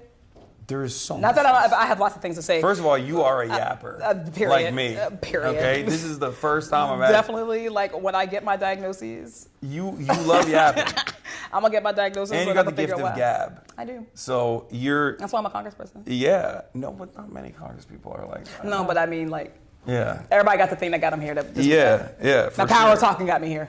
Yeah, you'd kill it on. Yeah, I mean, you are a weapon for the Democrats. I don't know if they realize it or not, but you are a weapon. You should ask them. Yeah. No, I'm joking, but hey, it is what it is. But no, we're the fight. It is what it. Hey, whether somebody acknowledges our movement, whether they acknowledge what we are trying to build here, Yeah. we're going to build it anyways. Yeah, And that's what gives me hope.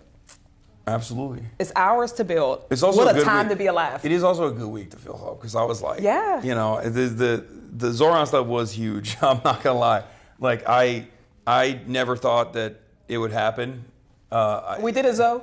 We're changing it. Yeah. It's not that we did it, Joe, anymore. We did it, Zoe. We did it, Zoe. We did it, Zoe. It's right, because I just being surrounded by all these canvas leads at the party, I was just like, man, this is it. This happened in spite of all of the endless amount of media coverage and how hyper scrutinized this campaign was, and you know this from your own personal experience. Like, any point of marginalization is just so cynically weaponized against you, no matter what. Especially these days, it's getting worse. Yeah, you just have to. Because people are. But listen, as a black woman, Yeah. I have actually never seen the type of racism that I see when it is a Muslim candidate. Yeah, is astounding. It's insane. And it's because there are permission like people have still, even though they are off the hinges right now, a lot of people were still socialized that you can't just outwardly say that. Yeah. About black folks. They have never been socialized in the way Yeah. to not approach Muslims and Muslim candidates in the way that they are. Yeah. And Democrats, Republicans, Independents, it's people also were because- off the chains. I think it's also because white supremacy is such a fundamental part of American society. Because I think about this all the time. I always say there is a permission threshold of permissible bigotry. Yeah. Right. Misogyny. There's a misogyny, anti-blackness, anti-trans behavior, and it swings, right? Mm-hmm. But anti-blackness is such a foundational, foundational. such a foundational part of American culture that it's become it's been imprinted into our culture in a way where like you can get away with saying things that are basically the same as like saying the N-word, but without saying it ever. Because if you were to say that, everyone goes, "Oh, that's up." I was literally going to say that racists really think that the N-word just impacts us. It's like, I care less about you saying the N-word and more about you using the system to oppress me. That's actually what I'm trying to say. You know, that's something that I try. Neither here nor there. Don't say it to me. Well, people also don't say it to a black person either. No, but no. White people think it's like it's just a mean word. That's the problem. They don't understand that like it's just, our problem is actually the history behind it, right? It's not like, oh well, you can say cracker, but I can't say the N word. It's like, well, there's no. You can also eat a cracker. Like, what are we talking about here? There's no systematic oppression or continued oppression associated with like anti-whiteness on the virtue of whiteness. This is why it's not the same. But, you know, it's very difficult to explain that to people. But yeah. All right, well, I don't want to take more of your time. I hope that your Capitol tour lived up. The Capitol. Yes. No, this is dope. You guys have higher ceilings than I thought you would. Canon has higher ceilings than this. Yeah. Wait, really? Yeah. Oh. And Longworth is a cave. Don't go to Longworth. Of course. Sitting or standing? Let's do sitting and standing. Okay, let's do both. Let me move this over.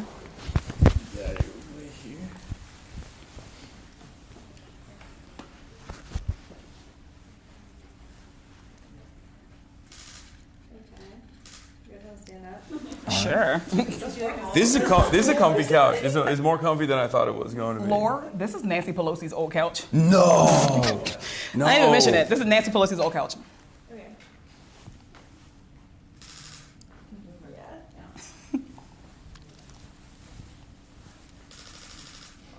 You look dapper. Oh, thank you. I dressed up for you. I dressed up for meanwhile, Congress. I wore jeans for you. No, it's all good. Also, I'm off though. I never really wear suits or jackets or anything like that. So I was like, you know what? We're going to DC. We might as well this time Do around. it. Yeah. But yeah, Do thank it you big. so much for everything. Thank you so much for Yes, opening. it's been great. Yeah. One more ask. What's up? Do you want to do a direct to camera? Oh, these people want me to do it direct to camera. We love a direct to camera. We love What do direct to camera. you? She has more to say. Well, do I? Yeah. No, listen to them. They're right. Yeah. No, they want me to do it about the shutdown. About the shutdown. Yeah. If you want to just cameo, you're welcome. You wanna cameo? Too. Yeah. I don't know. I'm like, hey team, where you running from? Where you running from? Now y'all don't want to be in it. Yeah, just like it's day 37 of the government shutdown. I'm here with HASAN, PIKER, showing around the Capitol. Okay. And I'm like, I still have to turn over. Hey guys, it is day 37 of the shutdown. We are now in the longest shutdown ever, but spoiler alert, I'm actually here with HASAN PIKER because I was giving him a tour of the Capitol. Yeah. But because it is in the shutdown, the Capitol was largely empty. There's not too much activity Probably going better. on. Probably better that way. But they need to get back to work. And that's what the hope is, right? We know that right now, right? Republicans are crushing people. They're crushing working class people, making folks choose between their paychecks, between eating, between SNAP benefits, between LIHEAP, right, is cruel. And that is a false option. What we're arguing for is that, yeah, we absolutely can open this government right now. And we do not have to sacrifice people's health care or their food. So we want people to recognize that as we talk about this, we can have it all. And we have to reject any narrative that tells us that working people have to choose, that working people have to choose between one struggle or another. Our government is here to serve those needs. And this shutdown is fundamentally about that. So we just want you to stay tuned. We wanted to just come in with this update that we have broken a record, and it's not a good one. Yeah. That this Get back is here, now Mike longest. Johnson. People have to keep going to work even when they're not getting paid. How come you're not here? And that's the message. Okay. Where's the restroom? Right here? Yep. I'm going to take my mic off real quick. You should do that. No, Yeah. I've done this at the DNC before, accidentally. Somewhere somebody has. Yeah. If you just go right into the other door. Someone has mic'd up. I got you. Hours of mic'd up conversations with me before, and I pray that they never release. Oh. Well, this is all live, so it's already released. Spoiler alert! There's spoiler alert. No, I don't think anybody's ever been with a mic, because you forget them. Like when you just have like the camera mics on. Oh yeah, he's peed with the mic on, live in front of 30,000 people. The beginning of the pandemic. This nice Probably shouldn't have mentioned that.